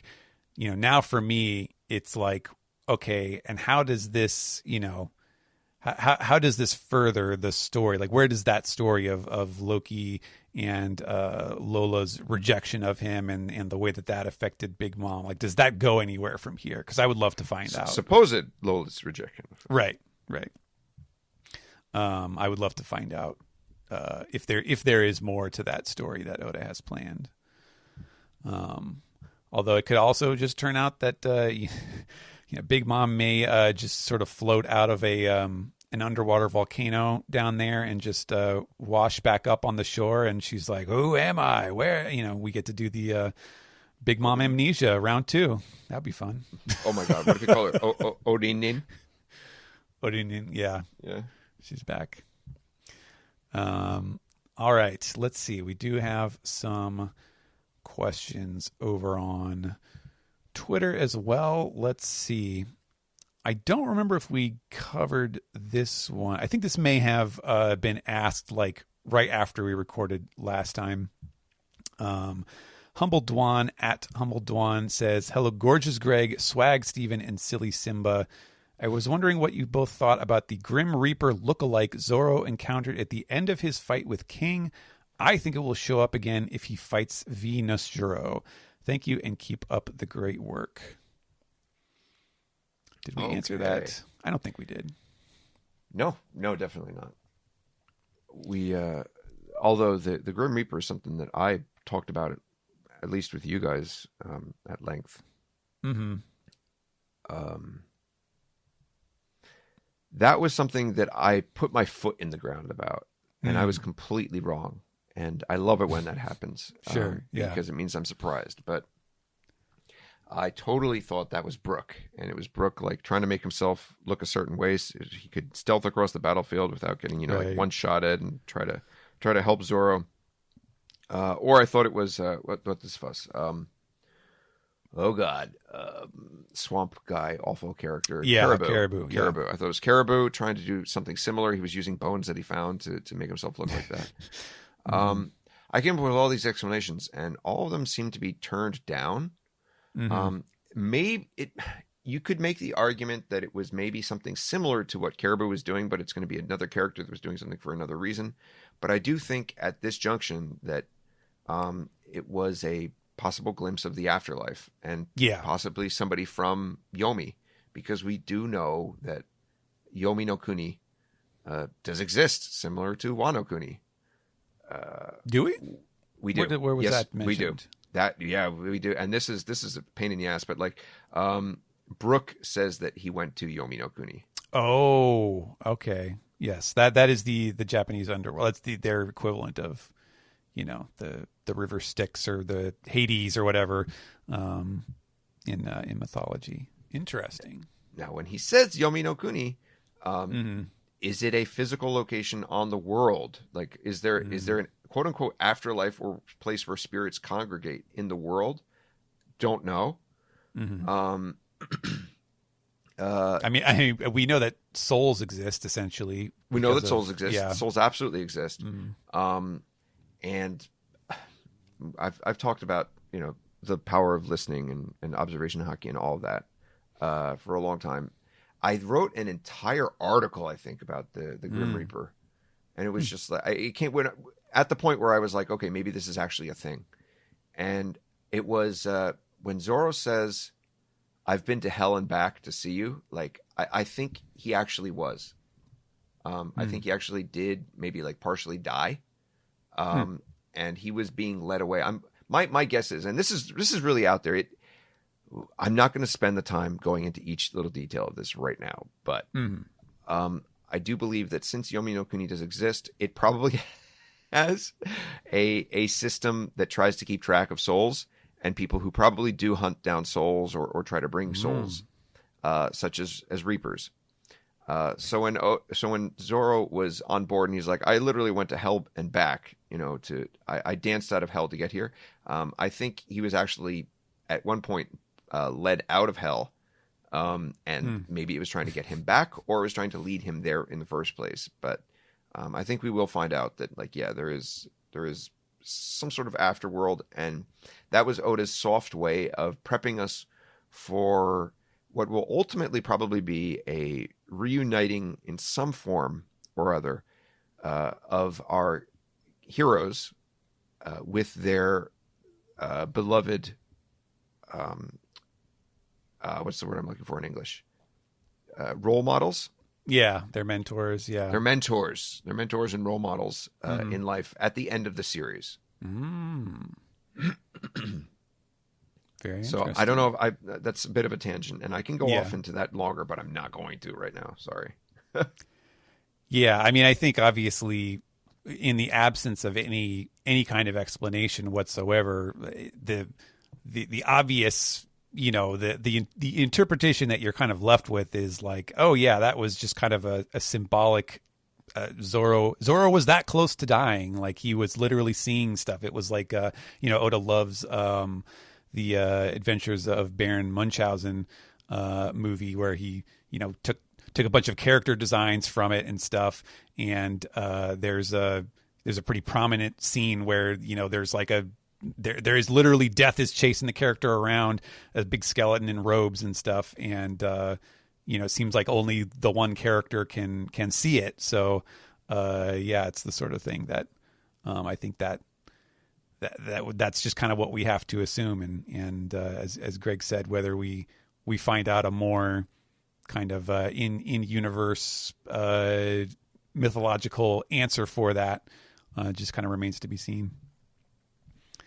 B at Champagne Bala has some more rapid fire questions for us, and actually this first one I have not heard of this. I don't know if you have heard of this either, but Twitter claims there were this is where we start off. Twitter claims there were industry rumors that Oda was considering skipping Elbaf in parentheses outside of his Jump Festa message. Valid? Industry rumors. Yeah. Outside I have no idea. Of his. I mean, how do you? Okay, I'm not criticizing the person asking the question, but the scenario, like, why would there be an industry rumor about something that Oda said? Like he said it publicly. How could it be an inside? Like, I guess I'm just not because how is it trying to say that would be more valid than him telling his fans? Literally, like, I thought of a way of skipping around it, but did he say something about Elbaf in the last year's Jump Festa message? He said, I think we're going to go. Where are we going next? He's like, I think it's going to be there, but are we really? Or like, and and this is funny because I translated it. I'm forgetting. Yeah, right. Okay. But it was like, glad I asked. And he added, like, I thought of a way that we don't have to go there, but I guess maybe we will. So, like, he's literally telling everyone that, like, yeah, I was thinking about a way that I wouldn't do it, but, like, that I didn't have to do it, but maybe we will. So, like, what difference would it make? And I'm questioning the people on Twitter who made this a thing at all. Like, what would the difference between him telling his fans that and him telling his editors that? You think he was being disingenuous? Like, I think right, because he's qualifying outside of this. So something that he also said that was not in the Jump Festa message, apparently. But yeah, I don't see why that would be any different from what he did say. But yeah, like him saying it twice, like what difference would it right? Make? I'm not knocking the person asking the question, just like anybody who tried to make that a thing.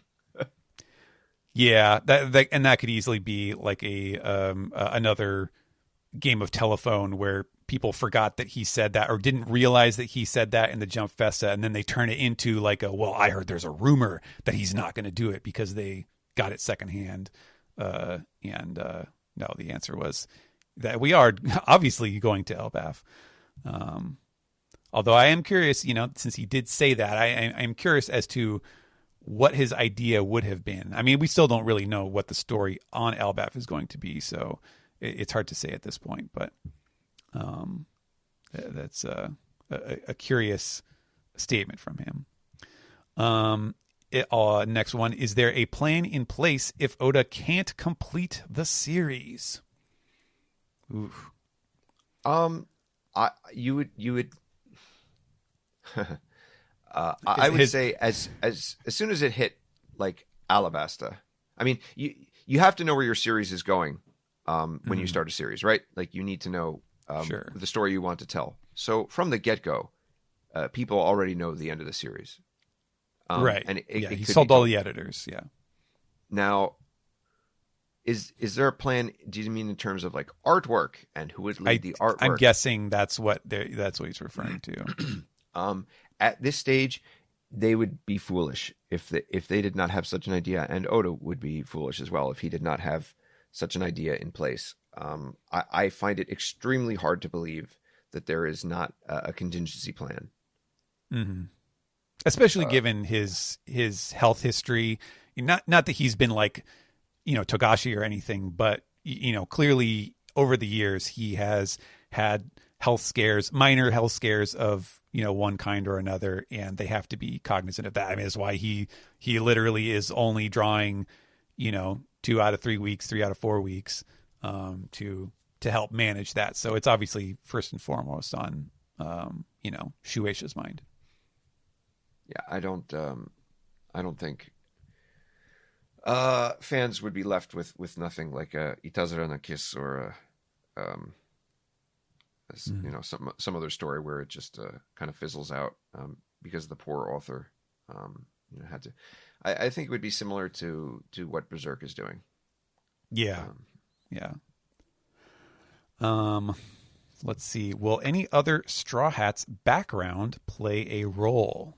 So I guess is there room for more backstories for the Straw Hats that could be important?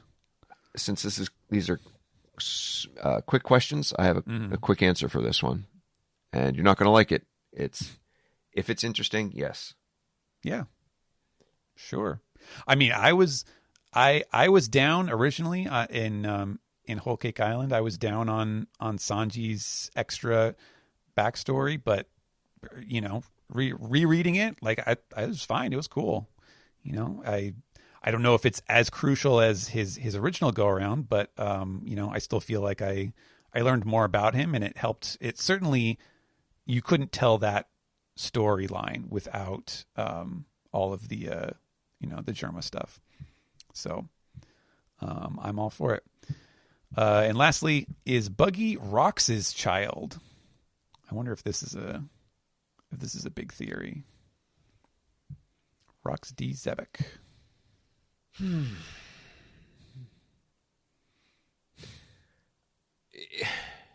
If he is, I can only imagine it would be something that Oda concocted like the week of or the week before.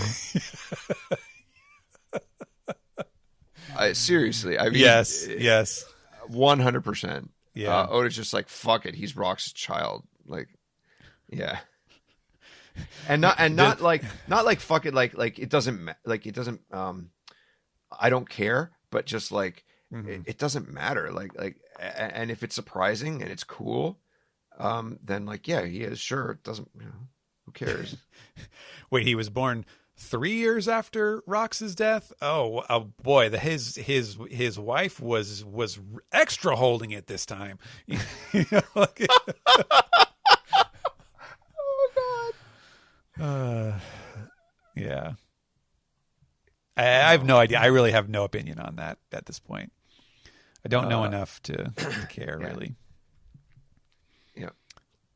All right, we have another set of questions here from Zach B at McLevin B18.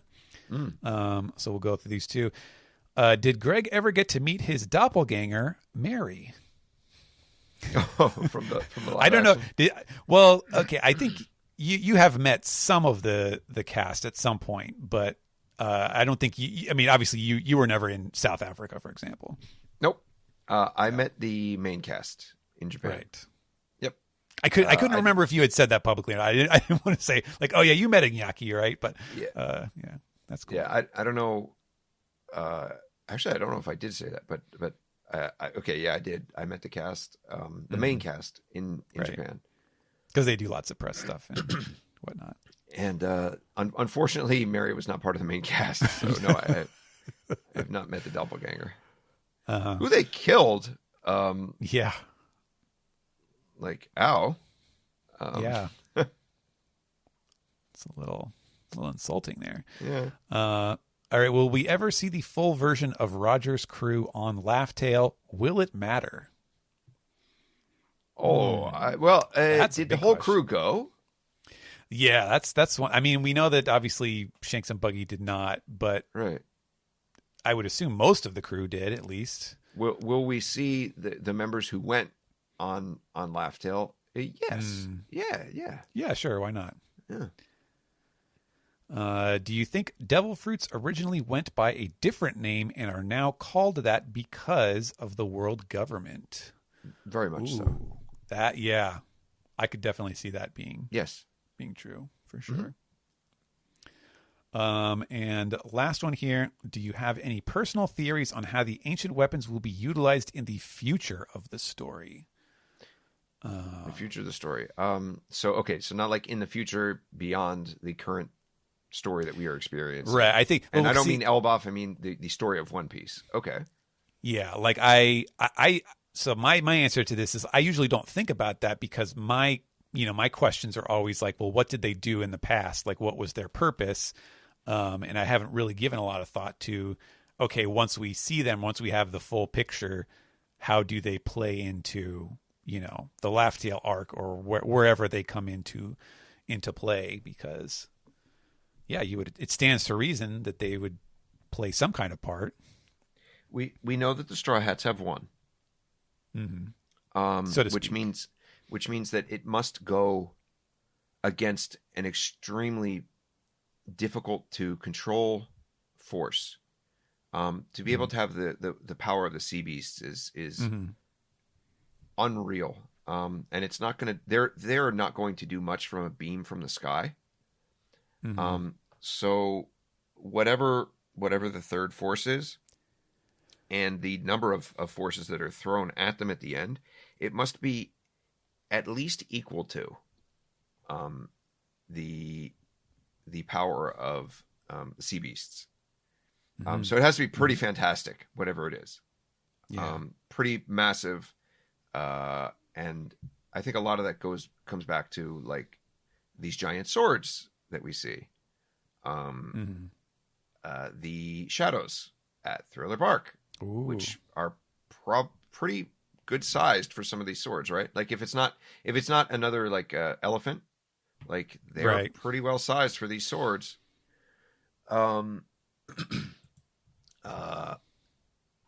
Whatever force that is has to be tremendous. and unknown to a lot of the world, and unknown to the readers also as well at this point, because otherwise we'd be saying like, oh yeah, it's not impressive that Luffy has the sea beasts of the sea kings of the world at his beck and call, quote unquote his beck and call, to his side at least, we'll say, because they have X power, right? So however they're utilized, to me, the sea beasts at this point sea kings would largely be in a defensive role rather than offensive, because if they were just offensive from the start, right, then that's not very heroic. First of all, that's not the hero story to just go, let's go attacking them. No, whatever it was, they would need to be fighting against something or holding something back, or many things back. That's the great part about Sea Kings being Sea Kings, is Oda has basically the ocean as his playground for them, so they can go anywhere and probably very quickly. Maybe not as fast as a mermaid, but just by their size alone, they could probably go somewhere pretty quickly. So they can face several sources of power on many different fronts. And I believe that they would have to be used defensively. Obviously, whatever the sky beam is would be used offensively. Yes. The question is, how would the third power be used? Would it be used directly in conflict to the Sea Kings? Would it be used to put pressure on another front? And who would have that power? Right. There are too many iterations to throw anything out there in other than which somebody no doubt has a dartboard, and say like, this is what I think is going to happen. Like the dartboard, it already happened, right? Somebody hit the dartboard answer. Somebody has it out there. Yeah, it's the South Park manatees in the they're just playing with the little word bubbles. Yes. But in terms of hints as to what I really think could happen with that third power and how it would be utilized, I do not have a good idea, other than it cannot be greater than the power of the other two. In other words, it needs to be interesting. They need to all balance each other, because the only thing at the end of this story, the only factor that can change that balance is Luffy, because Luffy must succeed. Right. And if Luffy succeeds, then the power that faces them needs to be more overwhelming. And if it's not, then it's not interesting. It's not a shonen story, let alone One Piece. So whatever they're used for, they must be used to go in to hold back, or to hold back the powers that are used against them. Very well said. Let's see. I think we have one more question over on Blue Sky, and we're actually, I forget if we started doing this in the recent weeks or two. We're still workshopping on what our silly name for taking questions on Blue Sky is going to be. I think we've got Sky Piece, Blue Skypia, some other sky, Blue Sky together, something like that. We got a couple options that we're kicking around. We just have one for the SGS here. This is from Carlos at gachimuchi69.bsky.social. What a name. He says, you guys excited for the questions Oda's going to answer? Seems like they're going to be big ones. I have no idea if there's any more specific context than that, so I'm just going to say, yeah, I am excited. I had no idea this was happening until yesterday. Somebody was like, I think, what is? Oh, is this? This is talking about the. Did you do like a question and answer thing or something? Yes. In Jump. All right. Yeah, so I did not realize that. And to me, it's immediately non-interesting, because the grifters are going to all take it and have the answers way in advance. And I didn't get to see any of this stuff ahead of time, so I have no idea. Oda's, I think Oda probably went to South Africa, because that's why he took the break here, to go check out the live action. Nice. And during that time, to kind of help fans deal with the absence, they came up with like 2 campaigns, and one of them is like, you can get a souvenir from South Africa that Oda picked out, and I think another one is like, I don't know if they said that's what they said. And then the other one was like Oda's going to answer 10 questions in X jump. I think it's the jump that comes out next week, maybe or not. I'm not sure. It's probably this weekend because next week we're going to be back with the manga. Oh, really? Okay. Yeah. Oh no, but yeah. But that's what I mean. The next jump is like whenever it comes out, and I guess Monday is a holiday. So is it today? Does it come out? I don't know. It doesn't matter. Yeah. I don't even pay attention to stuff. What are time zones? Yeah. Yeah. But yeah, they've been teasing them. I think on Twitter, they're like they'll show the questions, and they're like he's going to answer it. I have not read. I think I read like 2. I think one of them was like, oh no, that was a SBS, wasn't it? Oh, I even forgot the volume came out yesterday. But either way, I just found out this was happening the other day, and I was just like, oh, all right. That's what it was. It was Dragon. It was I think did Dragon ever spend time with his son or something like that? Or I think that's what the question was. But I do believe that some of them they're not like dumb SBS like dick jokes or dick questions. Okay. It's like I think semi lore stuff, semi backstory stuff that like people are clamoring to know, but Oda's just like I don't want to draw that, or I don't want to spend time on that. Right. We missed our chance to do it. Okay. Well, I feel bad now because I did not. I have not been following super closely with that stuff, so I'm a little unprepared as far as commenting on this question and answer. I'll have to look in and see what we find. I hope that they have some kind of plan to get the text out there. Although I'm guessing if they had asked you to translate it for Twitter or whatever, that you would have known all the questions and stuff by now. So, yeah. No, I have no idea. Yeah. We'll see what happens. I think it's on the pages of Jump that they're going to be answering. So like, in the magazine. Good job, guys. Trying to protect your work. But yeah. Okay, well, that is the last of our questions. As always, if you are a Patreon member on Discord, you can submit your questions to our SGS channel, which you should have access to. And if you are on Twitter or Blue Sky, you can use that hashtag SGS Sensei, all one word. Let's to round this thing out, since I believe we should have a proper outro later. Greg, what's aside from staying up to date on the website to see the latest installment of the end of One Piece, where can people find you, and what else do you have to let them know about? You can find me on Twitter at Ochimusha108. Where I guess you can also follow along my workout journeys. I just took a week off because I hurt my back, so that was great. Aging. That was super fun. This one was I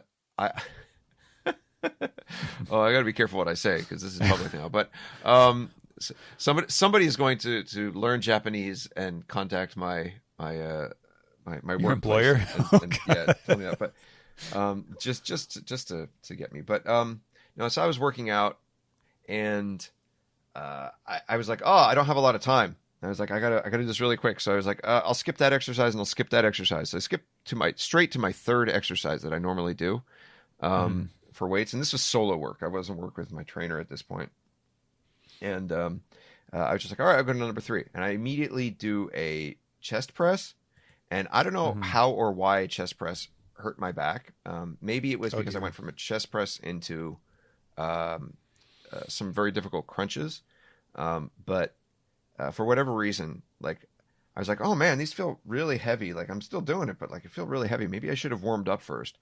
And like later that day, and like by evening, I was just like, back kind of hurts. Woke up the next day and it was just like, yeah. So I took a week and a half off of working out. So, but you can follow my workout adventures on Twitter. That's mainly what it's for at this point. And video games. My video game impressions on Twitter. Yeah, a lot of Final Fantasy 14. And then you, again, still upcoming. Oh my God, that's right. I did mention that. Thank you for bringing me back to reality. I do that. Did you know I work on One Piece? I write articles and shit for it. There is, I think, next week. When is the 6th and 7th? Is that next week? Yeah. Yeah. Next week, I have a video that is a movie video. I don't know, movie video. I don't know Japanese anymore. Whatever. I have a YouTube video that's going to be coming out, an official one, and I think that's all I'll leave for right now. But as soon as there's more public information, I can say something. But there are some figures that, if you're a friend of the podcast, that I think you'll recognize, who will be appearing on it. And I don't say that to mean any regular members. No, but people who have been on the podcast and associated with the podcast in the past in some way, and people who are just genuine One Piece fans. I think there's something that you can look forward to starting hopefully next week. It's been pushed back. It's been something I've been working on since the summer, very quietly behind the scenes, and diligently. Well, I'm excited to see it come out. I'm excited to see that finally reach its fruition. Since, yes, as you mentioned, I know you've been working on it for a while, so it's cool to see that finally at hand. Yeah, should be something fun for people to enjoy. I hope. Cool. And how about you? And what are you up to? What do you do? I still translate One Piece and Akane Banashi and Showa Shoten for Viz and Shueisha. You can still follow those on the Viz or the MangaPlus apps or websites, or however you choose to digest that stuff. Also, oh yeah, this is good. Coming up in about a week or two is going to be the release of Wanted, Eiichiro Oda Before One Piece. Hey. The short story collection. I got my complimentary copy in the mail. So yeah, it's very close to coming out. And it is interesting. I saw there was so Anime News Network is still around. And they do, like, I want to say maybe twice a year, they have like a sort of seasonal manga preview where, they get a bunch of advanced copies of various new series or books that are coming out. So nothing old. It's all, new stuff that people might not have heard of. And then they give it to, 2 or 3 of their reviewers. And so you get a couple different opinions on each of these things. And it was fascinating because the star reviews were all over the place. There was one was 2.5 stars. The other one was 4 stars. And the other one was 2 stars. And I kind of agree with all of them. Like, they all have a point to it, which is that, yeah, if you love One Piece, if you love Oda and you're really curious to see what it was like before One Piece started and kind of where his creative juices were, being poured into, these short stories. This is a very interesting read, and, you definitely get a different look at Oda's creative process. It is also, when did he start One Piece? When he was 23, maybe? And some of these one shots are from when he was a teenager, and you can tell that he was a teenager. So they're a little amateurish in some other ways. So it's kind of one of those things where if you're a super huge One Piece fan, you'll probably find it pretty interesting. If you're not, and for some reason listening to this podcast where we're talking about One Piece, fun facts for 2 hours, you may not find it as interesting. But I'm glad that it's finally coming out, and that we can add that to the library, because it deserves to have an English release, officially at least. So happy that is finally seeing the light of day. And aside from that, if you want to follow me on social media, I'm over on Blue Sky at stephenpaul.bsky.social. And it is mostly just One Piece posting. So, have some fun with that. Doing my reread where I am starting Wano, and we'll see. I'm not gonna be caught up before the end of the year. It will last over into January and maybe February. I'm not sure, but it's been a fun time. So yeah, I think that will about wrap it up. Greg, thanks for spending a few hours with me. Thanks. Every time we're like, okay, we're definitely going to shoot through this one. We're not going to spend this easy. We're not even going to spend much time on the manga. We're just going to get through it. And 2.5 hours later. Yeah. All right. Let's move on to the next segment.